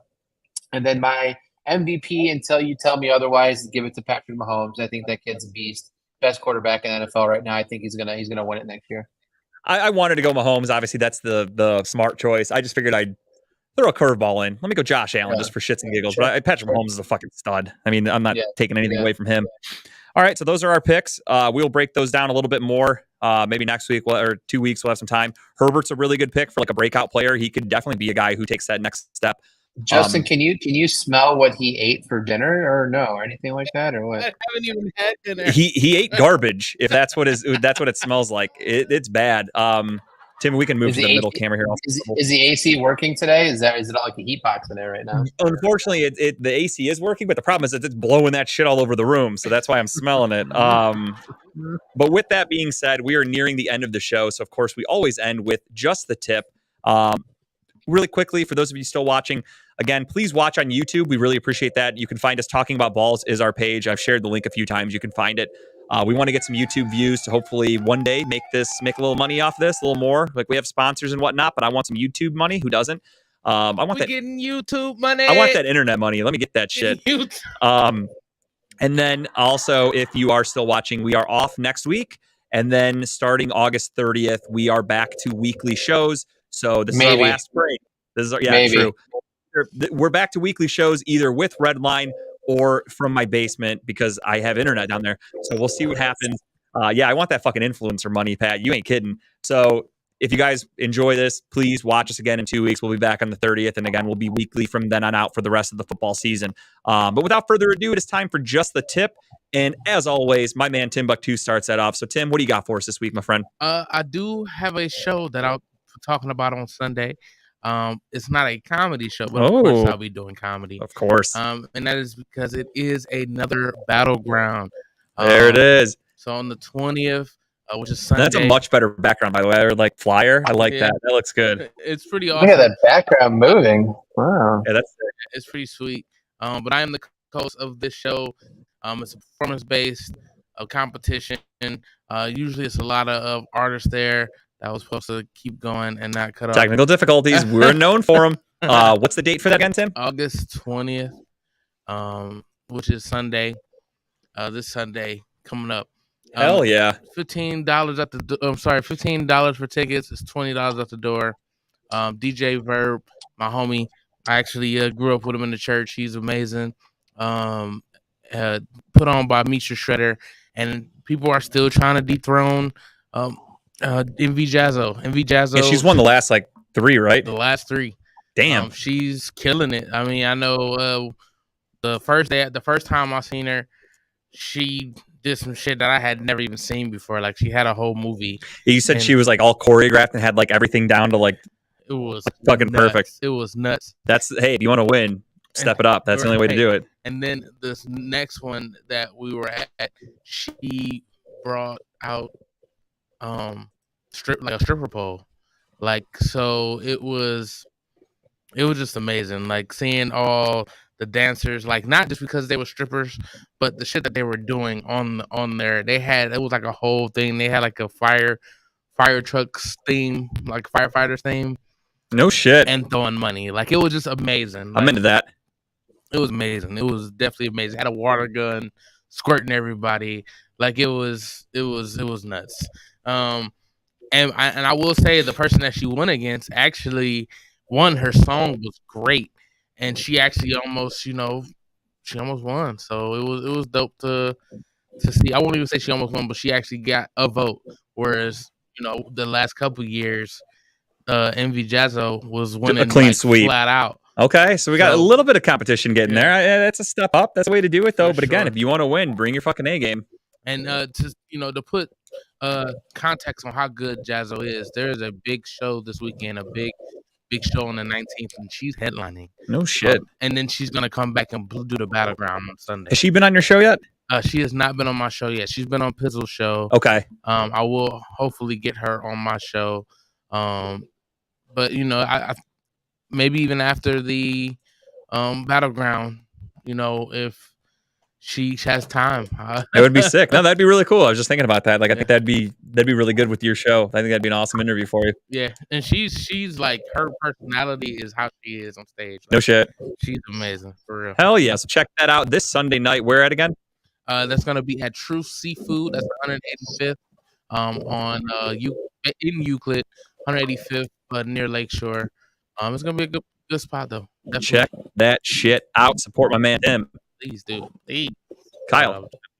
Instructions unclear, Tim. Do we have to bring a gun to this? That's one to make sure. Do we have to get a gun to get in the door? No, that flyer shows you you get one at the door. It's a door prize. Everybody that walks in gets a free gun. You get one as you walk in. Got it. Nice. My tip is a show that I've now seen, I think, series I've seen now twice. But I'm watching the third time because it's an amazing series. It was just acquired by Netflix. Suits. I did send it over to you, Tim. You got it? Yeah, perfect. That's a fat version of it, though, too. Suits. That's a widescreen angle, yeah. Great show. Fun fact: the Suits is the most acquired Netflix watch show in history. 12.8 million views already. It's only been on there for I think 2 weeks. But it's a great show. If you haven't watched it, I highly recommend it. Harvey Specter, probably one of the top 10, top 5 I've heard of it. I've characters never on watched TV. it. Great show. The basis of the show basically is the guy on the left there, Mike. He never went to Harvard. He went to law school, got kicked out, but he has a photographic memory. So he's memorized everything in law books. He can remember any single law, whatever. He basically cons himself into getting an interview, gets into working at a law firm, and that's all she wrote. So that the entire story is based around him basically being a fraud in a law firm, a high-level law firm in New York City, but it's worth checking out. So Fake great till show. you If you make get a it. chance, That's watch not it. to do that. Yep, absolutely. I've heard good things. I'll check it out eventually. I actually just, ironically enough, just finished rewatching a series that I saw every episode of before, and that is going to be my tip for this week. And that is, Kyle and I are both going with some old school shows. I am going to go with Workaholics, the Comedy Central classic show. Am I on the left now? Yeah. It is fucking hysterical. I rewatched it. It holds up. The humor is still there. I laughed my ass off multiple times watching this thing through. It's on Paramount Plus. You can get through it. There are commercials. It sucks, whatever. But just a fucking hilarious show. It's so good. I forgot how funny these guys were on the show. And then to know that I didn't even know it till recently, they have a podcast that they do together. It's called This Is Important. And it's literally Blake, Anders, Adam, and Carl, or Kyle in real life is his name, but it's the 4 main characters from the Workaholics show. They do a podcast together. They're best friends in real life. They're funny as fuck. Like, I love these dudes. It's actually coming to Cleveland in September, and tickets go on sale tomorrow. And I'm not going to lie, I'm going to look into it because I would like to go see them do their show live. But Workaholics still holds up. Just a great show. It's old, but I want you guys, if you've never seen it, check it out. If you've seen it, watch it again because it's still fucking funny. And again, you can find it on Paramount Plus. It's great. Check it out. And that show is definitely tight butthole. All right. We ran a little over, but that's totally okay because we have no worries in the world and we can do whatever the fuck we want.